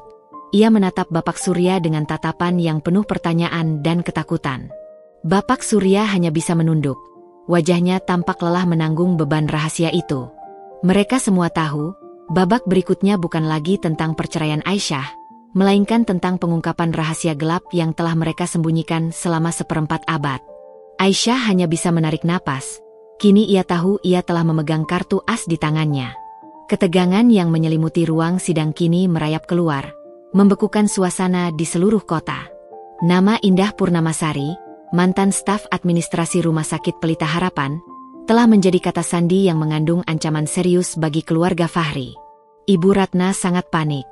Sejak sidang berakhir, Ia tak henti-hentinya menekan Fahri untuk segera menyelesaikan kasus ini di luar pengadilan, bahkan bersedia memberikan uang dalam jumlah besar. Di rumahnya, Ibu Ratna mondar-mandir bagai setrika panas. "Fahri, kau harus menghubungi pengacara. Suruh dia membatalkan pemanggilan Indah itu. Katakan kita setuju berdamai dengan syarat Aisyah tidak menghadirkan saksi itu. Ibu bisa memberinya uang berapapun." Fahri, yang kini telah tercerahkan oleh kesaksian Dr. Haris dan pengakuan ayahnya, menatap ibunya dengan sorot kecewa. "Cukup, Bu. Kenapa ibu takut sekali dengan Indah Purnamasari itu? Apa yang sebenarnya ibu sembunyikan?" "Aku sudah tahu, Bu. Kebencian ibu pada Aisyah bukan murni soal perselingkuhan, tapi soal putri ibu yang hilang dulu." Ibu Ratna tersentak, wajahnya pucat. "Omong kosong. Ayahmu hanya mengarang cerita. Ibu tidak punya putri yang hilang. Anak itu meninggal. Fahri, meninggal." Suaranya bergetar hebat. "Lalu kenapa ibu terus-terusan menanyakan tanggal lahir Aisyah? Kenapa ibu begitu membencinya padahal dia tidak melakukan kesalahan sebesar itu? Ini pasti ada hubungannya dengan catatan administrasi yang Budiah temukan," desak Fahri. Melihat Fahri mulai berani melawan, Bapak Surya yang sedari tadi diam, akhirnya mendekati Fahri. "Dengarkan ayah, nak. Ibumu tidak akan pernah mengaku. Dia sudah menanggung rahasia ini sendirian, dan itu membuatnya sakit." Bapak Surya menatap tajam istrinya. "Ratna, kau tidak akan bisa menutup-nutupi ini selamanya. Biarkan Indah berbicara. Mungkin ini saatnya kita tahu kebenarannya, setelah 25 tahun. Tidak. Kebenaran hanya akan menghancurkan kita. Surya, aku tidak mau." Ibu Ratna ambruk di sofa. Air mata penyesalannya kini adalah sungai yang meluap. Melihat pertengkaran hebat itu, Fahri merasa bahwa ia harus bertindak sendiri. Ia tidak bisa lagi mengandalkan ibunya, dan ia tidak ingin menghancurkan ayahnya. Ia memutuskan untuk menemui Aisyah, bukan untuk negosiasi, melainkan untuk meminta maaf. Fahri menghubungi Aisyah melalui Bima, memohon untuk bertemu di tempat netral, di sebuah kafe yang tenang. Aisyah awalnya menolak mentah-mentah. "Aku tidak mau bertemu pria yang sudah berani meragukan dan mencampakkan istrinya saat ia hamil, Bim. Lidah tak bertulangnya sudah menyakitiku terlalu dalam," katanya pada Bima. Namun, Bima berhasil meyakinkannya. "Temui dia, Syah. Bukan untuk memberinya kesempatan, tapi untuk menunjukkan padanya bahwa kau kuat dan tegak. Biarkan dia melihat penyesalan di matanya sendiri. Kau butuh kekuatan mental untuk sidang berikutnya." Aisyah setuju. Ia datang ke kafe itu, didampingi Bima yang duduk di meja terpisah, siap siaga. Fahri sudah menunggu di sana. Ia tampak sangat berantakan, jauh dari sosok manajer sukses yang dulu ia kenal. Kantung mata menghitam, dan pakaiannya tampak kusut. "Aisyah," panggil Fahri pelan saat Aisyah duduk di depannya. Perutnya yang membesar menjadi pemisah tak kasat mata di antara mereka. Aisyah menatapnya dingin. "Apa maumu, Fahri?" "Aku datang bukan untuk mendengarkan alasanmu. Aku datang karena aku ingin kau tahu. Aku sudah punya bukti yang jauh lebih kuat dari foto-foto murahan yang ibumu ciptakan." Fahri menunduk, air matanya menetes, menyentuh permukaan meja. "Aku tahu, sayang. Aku tahu. Maafkan aku. Aku bodoh. Aku dibutakan oleh ketakutan dan perintah ibu. Aku seharusnya mendengarkanmu, bukan bisikan racunnya. Kesaksian Haris, itu membuatku sadar betapa tololnya aku meragukanmu. Penyesalanmu terlambat, Fahri," kata Aisyah, suaranya tetap tegas. "Penyesalanmu tidak akan menghilangkan kata-kata, 'anak haram,' yang kau ucapkan, yang akan terus menjadi noda hitam di hati anak ini, bahkan sebelum ia lahir. Kau sudah melukai harga diriku sebagai istri, dan yang lebih parah, kau sudah melukai anakmu sendiri sebagai ayah. Apa yang Ibu Ratna katakan, bahwa aku pengkhianat, itu bohong. Tapi kau telah mengkhianati janji suci kita." Fahri mengangkat wajahnya, kini matanya sudah merah. "Aku tahu, Aisyah. Aku benar-benar minta maaf. Aku ingin menarik gugatan itu. Aku ingin kita kembali. Aku akan melawannya, Bu Ratna. Aku janji." Kembali? Tidak semudah itu, Fahri, potong Aisyah. Gugatan itu harus berjalan. Karena sidang ini bukan lagi hanya tentang perceraian kita. Ini tentang pengungkapan kebenaran. Aku tahu mengapa ibumu sangat membenciku, dan itu ada kaitannya dengan putri kalian yang meninggal dan catatan administrasi rumah sakit lama. Mendengar kata-kata itu, Fahri terkejut. Kau tahu soal itu? Ayahmu yang memberitahu. Dan aku sudah menemukan saksi kuncinya, Indah Purnamasari. Dia akan hadir di sidang berikutnya, ujar Aisyah. Ia sengaja mengatakannya untuk melihat reaksinya. Wajah Fahri menjadi pucat pasi. Indah Purnamasari? Ya Tuhan, dia adalah orang yang mengurus dokumen administrasi di rumah sakit itu. Aisyah, apa yang kau lakukan? Aku melakukan apa yang seharusnya kau lakukan, Fahri. Mencari kebenaran. Sekarang dengarkan aku baik-baik, kata Aisyah. Suaranya kini terdengar seperti perintah. Aku tidak akan kembali padamu sampai kehormatanku bersih di pengadilan. Dan setelah sidang ini, aku ingin kau mengambil sikap. Jangan lagi menjadi burung dalam sangkar ibumu. Jika kau benar-benar ingin memperbaiki semua ini, aku minta satu hal darimu. Apapun, Aisyah. Katakan saja, Fahri memohon. Aku ingin kau membantu Budiah dan Indah Purnamasari di belakang layar. Aku ingin kau memastikan Indah Purnamasari datang ke sidang tanpa tekanan dari ibumu. Gunakan posisimu di perusahaan untuk mencari tahu, mungkinkah ada pihak lain yang terlibat dalam kekacauan administrasi di rumah sakit 25 tahun yang lalu. Kau harus menjadi tangan kanan kami, bukan musuh kami. Fahri menatap Aisyah. Ia melihat ketegasan dan kepemimpinan yang luar biasa di mata istrinya. Ia menyadari, ia telah mencampakkan berlian demi ilusi yang diciptakan ibunya. Aku akan melakukannya, Aisyah. Aku janji. Aku akan membantumu mencari kebenaran, apapun risikonya.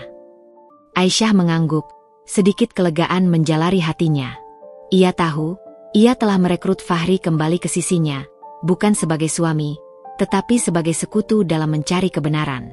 Ini adalah babak baru. Mereka akan menghadapi Ibu Ratna bersama-sama. Kebenaran yang akan terungkap di sidang berikutnya, yang melibatkan kesaksian Indah Purnamasari, akan menjadi gempa bumi yang mengguncang seluruh keluarga besar mereka. Aisyah hanya bisa berharap bahwa dari kehancuran itu akan muncul kebahagiaan sejati yang selama ini ia impikan. Hari sidang itu terasa seperti berada di bawah mikroskop raksasa. Ruang sidang dipadati pengunjung.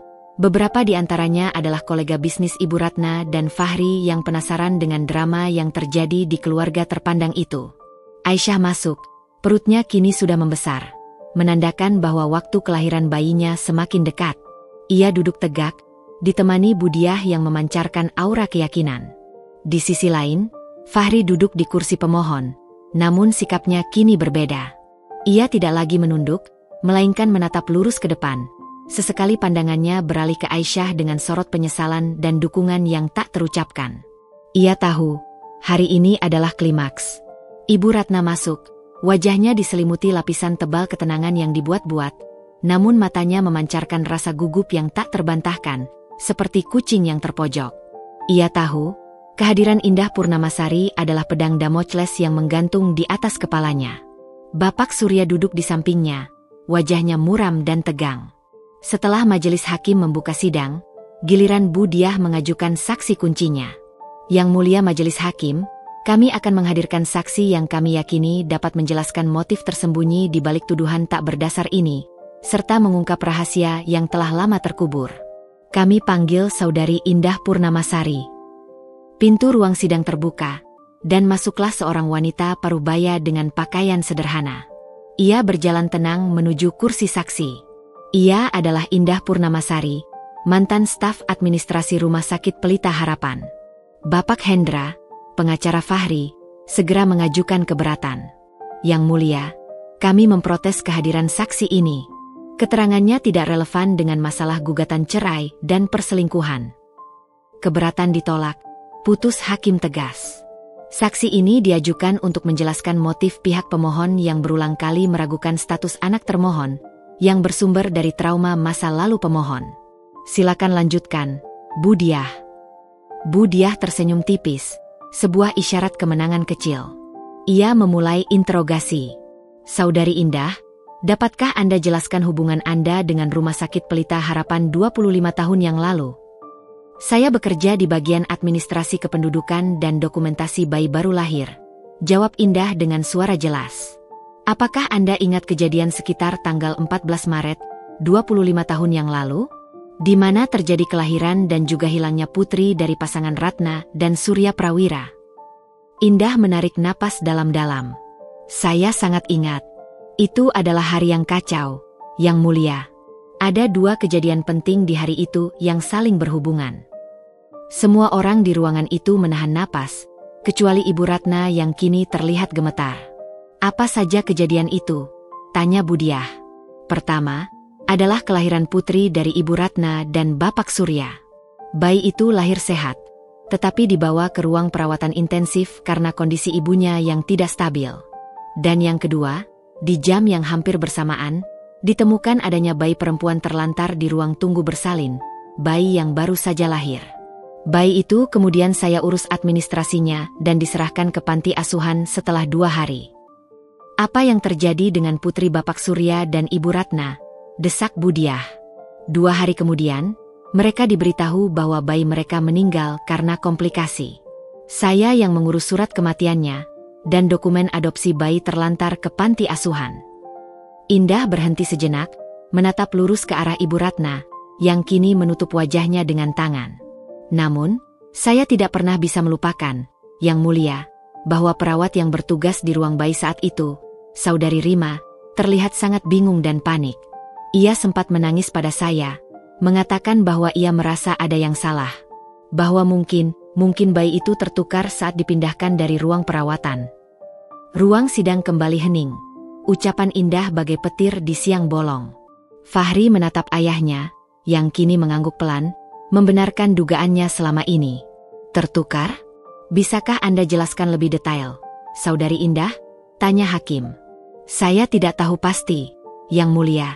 Tetapi yang saya tahu, bayi yang diserahkan kepada panti asuhan itu, yang kemudian diadopsi oleh pasangan dari luar kota, bayi itu memiliki tanda lahir yang unik, sebuah bercak merah kecil di punggung. Itu adalah detail yang sama persis dengan tanda lahir yang saya lihat di punggung putri Ibu Ratna sebelum dinyatakan meninggal. Saya tidak berani bicara saat itu karena takut dipecat. Saya hanya bisa mendoakan. Dan bayi yang diadopsi itu, ia diberi nama Aisyah oleh orang tua angkatnya. Ibu Ratna menjerit pelan, suaranya tertahan di balik tangannya. Ia kini terseduh-seduh, tembok keangkuhannya telah runtuh. Budiah menunjuk ke arah Aisyah. Saudari Aisyah, buka punggungmu sedikit, dan tunjukkan tanda lahir yang Anda miliki, seperti yang Anda jelaskan kepada saya. Aisyah berdiri perlahan, merapikan sedikit kerah bajunya, memperlihatkan sedikit bercak merah kecil di bagian atas punggung kanannya, persis di batas lehernya. Ruangan kembali gempar. Indah Purnamasari memejamkan mata, air mata mengalir di pipinya. Ya Tuhan, itu dia. Tanda lahir itu.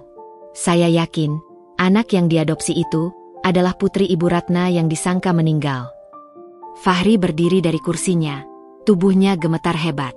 Ia menatap Aisyah, menatap tanda lahir itu, lalu menatap ibunya yang kini menangis histeris. Ia menyadari kebenaran yang tak terduga. Aisyah, istrinya yang ia gugat cerai karena dituduh hamil anak haram, mungkin adalah saudara kandungnya. Yang Mulia, seru Fahri, suaranya tercekat. Saya minta sidang ditunda. Saya perlu waktu untuk memproses semua ini. Ini tidak mungkin. Jika Aisyah adalah putri yang hilang, maka kami tidak mungkin bersaudara. Kepanikan Fahri meluap. Ia takut ia telah melakukan kesalahan yang jauh lebih besar dari sekadar menceraikan istrinya. Majelis hakim segera mengetuk palu, mencoba menenangkan suasana yang sudah seperti lautan api. Tenang, tenang semua. Budiah memanfaatkan momen itu. Yang Mulia, justru inilah titik krusialnya. Tuduhan keji Ibu Ratna berakar pada ketakutan bahwa Aisyah akan merebut posisinya karena Aisyah adalah putrinya yang hilang.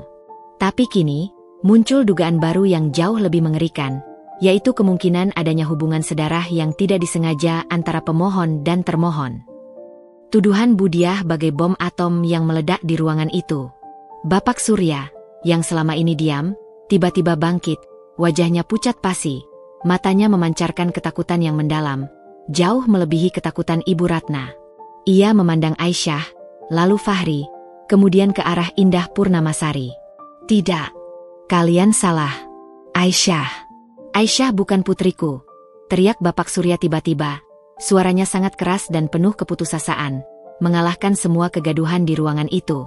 Semua mata tertuju padanya, termasuk mata Ibu Ratna yang kaget. Bapak Surya telah mengakui sesuatu yang jauh lebih gelap. Apa yang Anda katakan, Bapak Surya? Tanya hakim, suaranya kini terdengar sangat serius. Bapak Surya maju, kakinya terasa seperti timah. Ia harus menghentikan dugaan hubungan sedarah ini, bahkan jika ia harus mengungkapkan kebenaran yang paling menyakitkan. Aisyah bukan putriku yang hilang. Aisyah adalah putriku, tapi bukan dari Ibu Ratna. Pengakuan Bapak Surya di depan umum itu adalah klimaks yang sesungguhnya. Ibu Ratna menjerit histeris, Fahri ambruk di kursinya. Semua orang di pengadilan syok, menyaksikan tabir rahasia yang terkuak. Aisyah ternyata adalah putri kandung Bapak Surya dari hubungan gelap sebelum menikah. Dan Ibu Ratna telah mengetahui kebenaran itu, namun membiarkannya terkubur dan memilih untuk menuduh Aisyah berselingkuh demi menyingkirkan anak dari wanita lain yang kini masuk ke dalam hidup putranya. Tuduhan anak haram yang dilemparkan kepada Aisyah, sesungguhnya adalah kebenaran yang disembunyikan Bapak Surya tentang kelahiran Aisyah dari ibu yang lain. Sidang ditunda. Majelis butuh waktu untuk mencerna fakta baru ini, putus hakim, sambil mengetuk palu dengan keras. Aisyah hanya bisa berdiri terpaku, memeluk perutnya yang kini terasa semakin berat. Ia tidak hanya diceraikan, tetapi juga menemukan bahwa mertua yang menuduhnya adalah ibu tiri, dan suaminya adalah saudara tiri. Ruang sidang yang tadinya gaduh, kini senyap. Palu hakim yang diketuk berkali-kali seolah mengiringi detak jantung Aisyah yang nyaris berhenti. Pengakuan Bapak Surya bahwa Aisyah adalah putri kandungnya dari hubungan di masa lalu, dan bukan putri Ibu Ratna yang hilang, telah menjadi gempa bumi yang mengguncang semua yang hadir. Ibu Ratna menjerit histeris, Fahri ambruk dalam kebingungan, dan Aisyah, si tertuduh, kini menjadi pusat dari sebuah tragedi keluarga yang rumit. Aisyah merasakan Budiah merangkulnya erat. Tahan dirimu, Aisyah. Ini sudah berakhir. Kebenaran telah keluar, bisik Budiah. Di tengah kekacauan itu, Fahri bangkit perlahan. Ia tidak lagi melihat Aisyah sebagai istri yang dicurigai atau saudara tiri yang menjijikkan. Ia hanya melihat seorang wanita yang terluka, yang membawa anaknya, dan yang baru saja menerima fakta bahwa ayahnya adalah pria yang menyembunyikan rahasia besar darinya. Fahri tahu, ia harus membersihkan kekacauan ini, dimulai dari dirinya sendiri. 3 hari kemudian, suasana di rumah mewah keluarga Fahri terasa seperti gurun yang kering.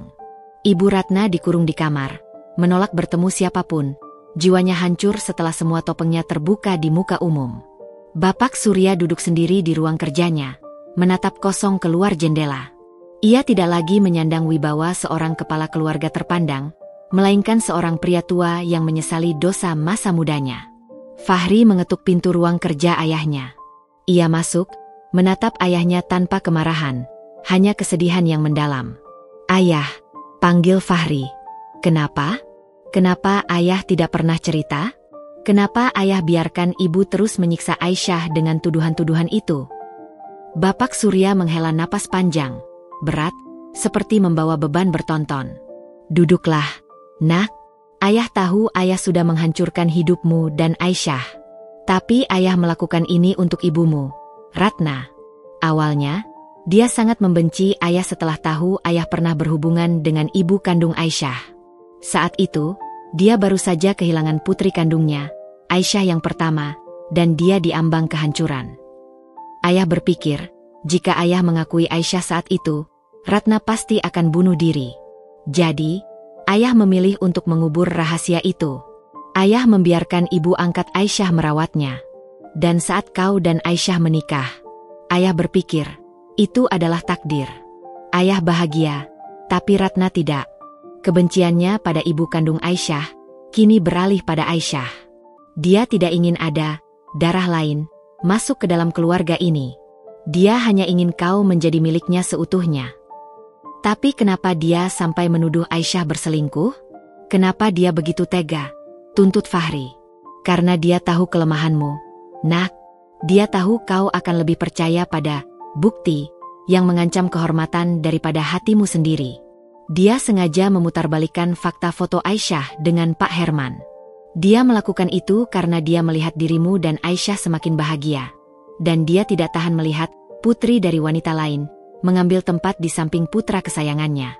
Dia ingin Aisyah pergi dan rahasia ayah tetap aman. Bapak Surya menunduk, air matanya menetes. Ayah sudah menjadi domba hitam dalam kehidupan kalian, Nak. Fahri kini mengerti.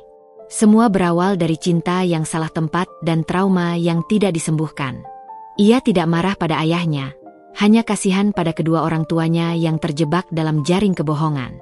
Sekarang, kita harus selesaikan ini. Yah, kata Fahri, suaranya kembali menemukan ketegasan. Aku akan mencabut gugatan itu, dan aku akan meminta maaf pada Aisyah. Aku akan mengurus ibu. Dan ayah harus berani mengakui Aisyah di hadapan hukum. Malam itu, ditemani Budiah, Aisyah duduk di kafe yang sama.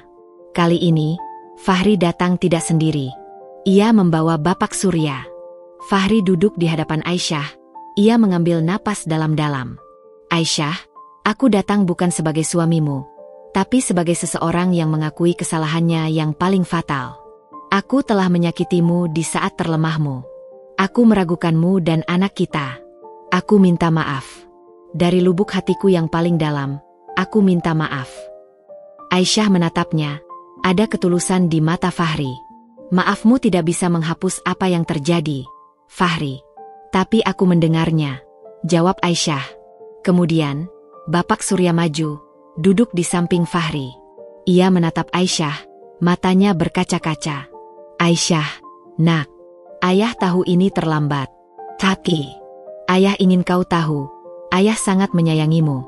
Ayah tahu betapa baiknya kau. Dan hari ini, di hadapanmu dan pengacaramu, ayah ingin mengakui. Ayah adalah ayah kandungmu. Aisyah hanya bisa menahan napas, meskipun ia sudah menduga.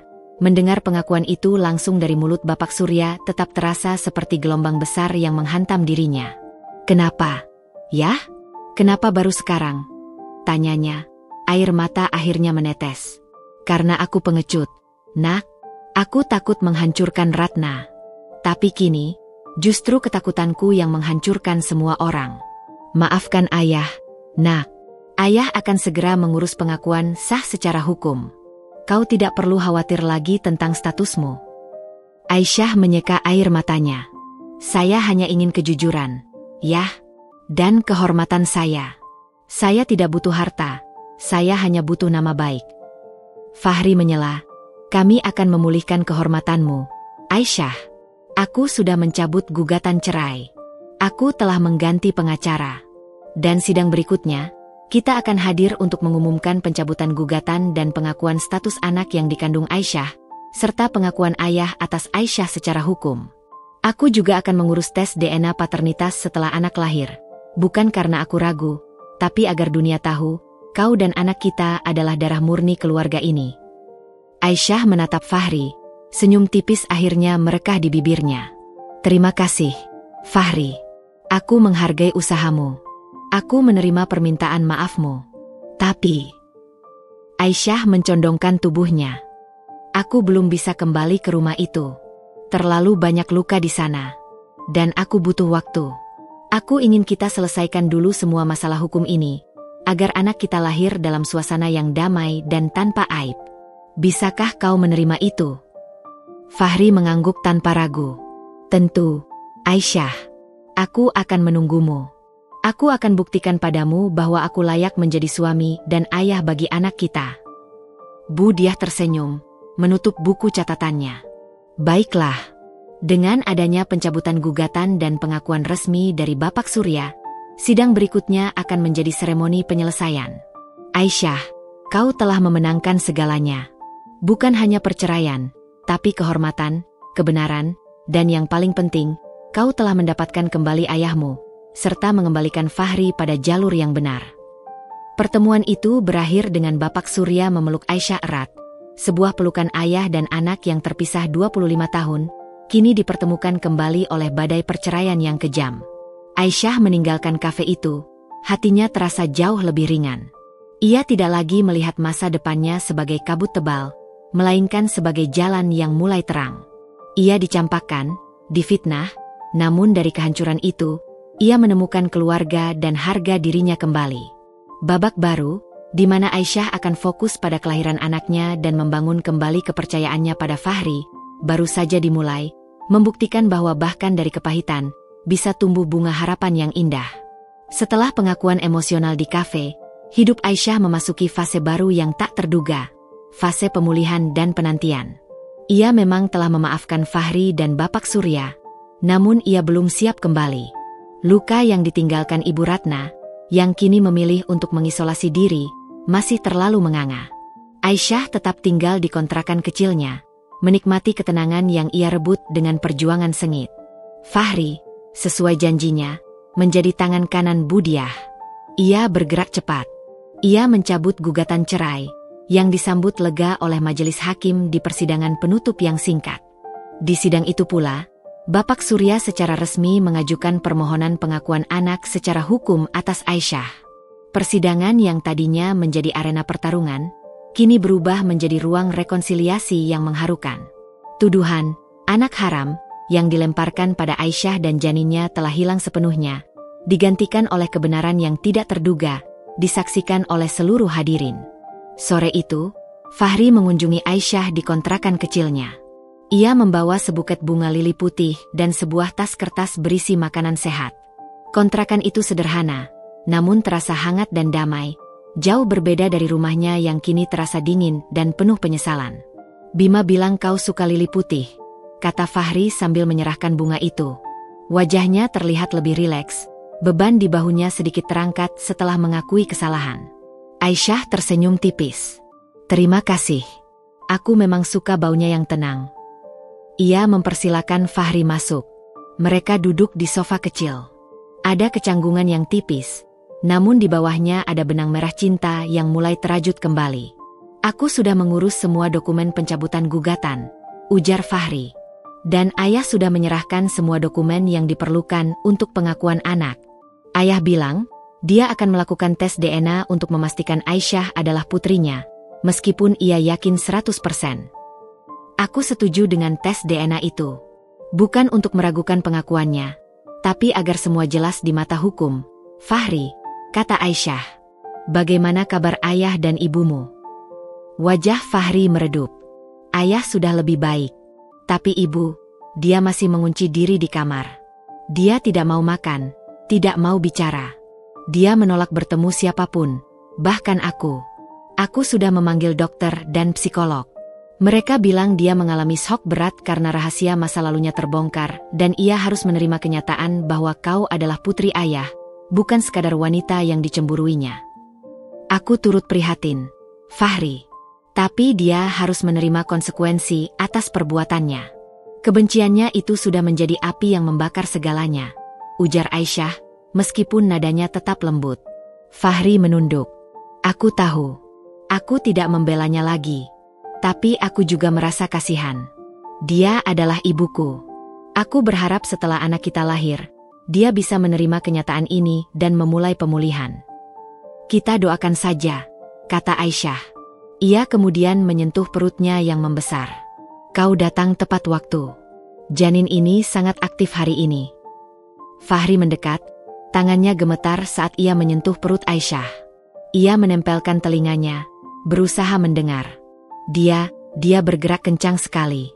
"Aku merasa sangat bodoh karena pernah meragukan kehadirannya," bisiknya, matanya berkaca-kaca. "Tidak apa-apa, Fahri. Kau sudah berjanji, dan kau sudah membuktikannya. Itu yang penting." Aisyah mengusap rambut Fahri. Mereka kemudian bicara panjang lebar, bukan lagi tentang konflik, melainkan tentang masa depan. Mereka merencanakan nama untuk bayi mereka, membayangkan dekorasi kamar, dan membahas pekerjaan Aisyah setelah ia cuti melahirkan. Selama momen itu, keintiman mereka yang hilang perlahan kembali, bagai embun yang membasahi tanah kering. Aku ingin kau kembali ke rumah, sayang, kata Fahri, suaranya memohon. Rumah itu sepi tanpamu. Aku merasa seperti tinggal di kuburan sunyi sejak kau pergi. Aku sudah membersihkan kamarku. Aku membuang semua barang yang mengingatkanku pada pertengkaran kita. Aku belum bisa, Fahri. Aisyah menggeleng lembut. Aku butuh waktu di sini, tempat di mana aku merasa aman dan damai. Aku ingin melahirkan di tempat yang tenang. Kau bisa mengunjungiku setiap hari. Tapi, jika kau ingin menunjukkan kesungguhanmu, ada hal lain yang bisa kau lakukan. Apa itu, sayang? Aku akan melakukan apa saja, tanya Fahri, antusias. Bantulah ayah mengurus pemulihan ibumu. Ibu Ratna membutuhkan bantuan profesional, bukan hanya isolasi. Dan tolong, selesaikan urusan adopsi dan catatan kelahiran putri yang hilang itu. Bantu ayah dan Bu Diah mencari tahu apa yang sebenarnya terjadi di rumah sakit itu, agar rahasia ini tidak terus menghantui kita. Aku ingin kau menjadi pahlawan sejati bagi ayah dan ibumu, bukan hanya bagiku, pinta Aisyah. Fahri memegang tangan Aisyah, matanya penuh tekad. Aku akan melakukannya. Aku akan bereskan kekacauan ini sampai tuntas. Aku akan mengurus ibu dan membantu ayah menemukan kebenaran tentang Aisyah yang hilang itu. Sebelum Fahri pulang, mereka berbagi pelukan yang lama dan hangat, sebuah janji rekonsiliasi yang belum selesai, namun penuh harapan. Minggu-minggu berlalu. Kehamilan Aisyah sudah memasuki bulan ke-8. Fahri menepati janjinya. Ia mengurus pemindahan Ibu Ratna ke pusat rehabilitasi untuk menangani trauma dan depresi pasca pengakuan. Ia juga membantu Bapak Surya dan Bu Diah melakukan investigasi lebih lanjut ke Rumah Sakit Pelita Harapan. Suatu malam, Fahri menelepon Aisyah. Suaranya terdengar lelah namun puas. Aisyah, ayah berhasil mendapatkan pengakuan. Rumah Sakit Pelita Harapan akhirnya mengakui adanya kekacauan administrasi 25 tahun lalu. Indah Purnamasari memberikan kesaksian resminya di hadapan notaris. Bayi kembar yang lahir di tanggal itu, salah satunya milik Ibu Ratna dan ayah, dan yang lainnya adalah bayi terlantar. Mereka tidak meninggal, sayang. Mereka hanya tertukar dalam catatan administrasi karena kekacauan perawat yang bertugas. Aisyah terkejut. Kembar? Jadi, putri Ibu Ratna dan ayah masih hidup? Iya, Aisyah. Bu Diah sedang melacak catatan adopsi resmi. Ada kemungkinan putri Ibu Ratna diadopsi oleh keluarga lain. Dan yang lebih mengejutkan, ayah juga mengakui bahwa ibu kandungmu, yang pernah ia cintai di masa mudanya, meninggal setahun setelah kau lahir. Dia tidak pernah bermaksud meninggalkanmu, Aisyah. Kebenaran itu, meski menyakitkan, kini terasa melegakan. Aisyah tidak hanya mendapatkan kembali suaminya dan ayahnya, tetapi ia juga berpotensi menemukan saudara kembar atau saudara kandung yang hilang. Hidup yang tadinya penuh fitnah dan keraguan, kini diisi oleh misteri dan harapan. Kita sudah melewati badai terburuk, Fahri, kata Aisyah, suaranya tenang. Sekarang, fokuslah. Aku ingin kau ada di sampingku saat anak kita lahir. Aku tidak akan pernah meninggalkanmu lagi, Aisyah. Aku akan ada di sana. Aku janji. Kau adalah matahariku, balas Fahri. Janji itu kini terasa sungguh-sungguh dan murni. Aisyah menutup telepon. Ia memegang perutnya. Ia tahu, di balik semua kebohongan dan luka, ia telah melahirkan kembali keluarganya. Penantian akan kelahiran anaknya, dan penantian akan kembalinya Ibu Ratna yang pulih, menjadi sumbu harapan yang kini ia genggam erat. Ia siap menyambut babak baru, di mana ia akan menjadi ibu, dan mungkin akan menemukan saudara perempuannya yang hilang. Malam itu, Aisyah terbangun oleh rasa sakit yang menusuk. Waktunya tiba.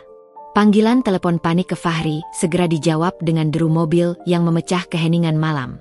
Fahri datang, wajahnya penuh kekhawatiran namun tangannya sigap menopang Aisyah. Ia membawa Aisyah ke rumah sakit, tidak ke rumah sakit mewah langganan keluarga Ratna, melainkan ke rumah sakit bersalin yang sederhana namun memiliki reputasi baik. Fahri, aku takut, bisik Aisyah, menggenggam tangan suaminya erat di dalam mobil. Aku di sini, sayang. Kau kuat. Kau sudah melewati badai yang jauh lebih besar dari ini. Kau adalah batu karangku, bisik Fahri, mencium kening Aisyah, memompa semangat pada istrinya. Di ruang persalinan, suasana tegang. Fahri tidak beranjak sejengkal pun dari sisi Aisyah. Ia memegang tangan istrinya, menyeka keringat di dahinya, dan membisikkan kata-kata penyemangat. Rasa sakit yang dialami Aisyah adalah tolakan terakhir dari masa lalu yang pahit, menuju masa depan yang penuh harapan. Setelah perjuangan yang panjang dan melelahkan, tangisan nyaring seorang bayi memecah keheningan. Dokter menyerahkan bayi mungil itu kepada Aisyah. "Selamat, Bu Aisyah, Pak Fahri." Bayinya laki-laki, sehat, tampan, dan tangisannya sangat kuat, ujar sang dokter sambil tersenyum. Air mata kebahagiaan Fahri tumpah. Ia mendekat, mencium kening Aisyah yang berkeringat, lalu mencium lembut pipi mungil putranya. "Dia datang, sayang. Anak kita datang. Dia akan menjadi penerang hidup kita," bisiknya, suaranya tercekat. Aisyah tersenyum lemah. "Fahri, dia mirip sekali denganmu." Beberapa jam kemudian, Bapak Surya datang. Wajahnya yang tegang segera melunak melihat cucunya. "Cucu ayah. Dia tampan sekali, Nak," kata Bapak Surya. Air mata haru mengalir di pipinya. Ia mendekap Fahri dan Aisyah bergantian. Ia membisikkan rasa terima kasihnya pada Aisyah karena telah membawa berkah ini ke tengah keluarga mereka. "Ayah, kami akan menamainya Arya. Arya berarti bangsawan. Dia akan membawa kehormatan yang sesungguhnya ke dalam keluarga ini," ujar Fahri, bangga. "Nama yang indah, Nak. Ayah yakin, dia akan tumbuh menjadi pria yang jujur dan berani," balas Bapak Surya, memeluk cucunya dengan hati-hati. Setelah Aisyah pulih dan diizinkan pulang ke kontrakan, rutinitas mereka berubah menjadi harmonis. Fahri menghabiskan sebagian besar waktunya di kontrakan, membantu Aisyah mengurus Arya. Ia belajar mengganti popok, menyiapkan susu, dan menimang putranya hingga tertidur. Ia menikmati peran sebagai seorang ayah, penebusan atas keraguan yang pernah ia rasakan. "Kau terlihat sangat alami sebagai ayah, Fahri," puji Aisyah suatu sore, saat melihat Fahri menidurkan Arya. Aku merasa ini adalah hal yang benar-benar aku inginkan, Aisyah. Menjadi ayah bagi anak ini. Aku tidak akan membiarkan ketakutan atau orang lain merusak ini lagi," jawab Fahri, menatap Arya dengan penuh cinta, seolah putranya adalah pusat jagat rayanya. Namun, di tengah kebahagiaan itu, ada satu hal yang masih menggantung. Tes DNA paternitas Arya, dan pemulihan Ibu Ratna. "Fahri, Arya sudah berusia 2 minggu. Kita harus segera melakukan tes DNA itu. Aku ingin kita menepati semua janji di pengadilan," ujar Aisyah. "Aku sudah siapkan, sayang. Besok kita akan ke lab. Setelah itu, kita akan fokus pada pemulihan ibu." "Budiah bilang, ibu sudah mulai mau bicara dengan psikolog. Itu kemajuan besar," kata Fahri. Keesokan harinya, tes DNA dilakukan. Hasilnya keluar seminggu kemudian. Fahri datang membawa amplop hasil tes itu ke kontrakan Aisyah. "Bagaimana, Fahri?" tanya Aisyah, meskipun ia yakin, tetap ada sedikit rasa gugup. Fahri tersenyum lebar, matanya berkaca-kaca. Ia tidak perlu mengucapkan sepatah kata pun. Ia hanya memeluk Aisyah erat. Hasilnya 99,99%. "Sayang, Arya adalah putra kandungku. Dia adalah darah daging kita. Sekarang, tidak ada satupun yang bisa meragukan statusnya. Kehormatan kita sudah kembali, Aisyah," bisiknya. Mereka berpelukan lama. Itu bukan hanya bukti ilmiah, melainkan penutup total atas fitnah keji yang pernah menghancurkan rumah tangga mereka. Sejak hasil DNA keluar, Fahri menjadi lebih berani. Ia mengatur pertemuan Aisyah dengan Ibu Ratna di pusat rehabilitasi, didampingi oleh Bapak Surya dan psikolog Ibu Ratna. Ruangan pertemuan itu terasa dingin. Ibu Ratna duduk di seberang, tubuhnya kurus, sorot matanya yang tajam kini digantikan oleh tatapan kosong dan penuh rasa bersalah. Ia tidak lagi mengenakan pakaian mewah, hanya pakaian rumah sakit yang sederhana. "Ibu," panggil Fahri lembut. "Aku membawa Aisyah dan cucu ibu. Ini Arya." Aisyah mendekat, menggendong Arya. Jantungnya berdebar kencang. Ia tidak tahu reaksi apa yang akan ia terima. "Halo, Bu Ratna," sapa Aisyah pelan. Ibu Ratna mendongak. Matanya menatap Aisyah, lalu beralih ke wajah bayi Arya. Ia terdiam lama, lalu air mata mulai mengalir di pipinya. Itu bukan air mata kemarahan, melainkan penyesalan yang mendalam. Aisyah, bisik Ibu Ratna, suaranya serak. Maafkan ibu. Maafkan ibu atas semua perkataan keji yang ibu ucapkan. Maafkan ibu karena telah merusak pernikahanmu. Ibu tidak tahu bagaimana mengendalikan rasa sakit ibu. Melihatmu dan Fahri bahagia, membuat ibu kembali teringat pada semua yang hilang. Ia kemudian menatap Arya. Dia sangat mirip dengan Fahri. Bukan anak haram. Dia adalah cucuku. Ibu Ratna mengulurkan tangan yang gemetar. Aisyah meletakkan Arya dengan hati-hati di pelukan Ibu Ratna. Saat Ibu Ratna memeluk Arya, sebuah keajaiban terjadi. Senyum tipis yang tulus, pertama kalinya dalam waktu lama, muncul di wajah Ibu Ratna. Hati yang membeku itu mulai mencair. Arya, cucuku, bisik Ibu Ratna. Bapak Surya dan Fahri hanya bisa menyaksikan momen rekonsiliasi itu dengan air mata bahagia. Psikolog mengangguk kecil. Ini adalah kemajuan besar. Cinta seorang nenek, meskipun terlambat, telah menjadi obat mujarab yang menyembuhkan luka Ibu Ratna. Kami memaafkan ibu, kata Aisyah tulus. Tapi kami butuh waktu, Bu. Dan ibu harus fokus pada pemulihan. Aku mengerti, nak. Aku akan menunggu. Aku akan berusaha sembuh. Demi kalian. Demi Arya. Janji Ibu Ratna. Saatnya berpisah, Aisyah dan Fahri melangkah keluar. Kita sudah melewati ini, sayang. Semua sudah selesai, bisik Fahri, memeluk Aisyah. Belum selesai sepenuhnya, Fahri, kata Aisyah, menatap suaminya. Aku sudah memaafkan, dan kita sudah punya Arya. Tapi kita masih punya satu janji yang harus dipenuhi. Menemukan Aisyah yang hilang, putrimu dan putri ayah yang tertukar di rumah sakit itu. Aku yakin, benang takdir kita tidak akan berhenti berputar sebelum kita menemukan saudara perempuanku itu. Fahri mengangguk, matanya penuh harapan. Pencarian baru sudah menanti mereka. Pencarian yang mungkin akan membawa anggota keluarga baru ke dalam lingkaran kebahagiaan mereka yang baru ditemukan. Babak baru, tentang pengampunan, pemulihan, dan pencarian yang belum usai, baru saja dimulai. Tamat.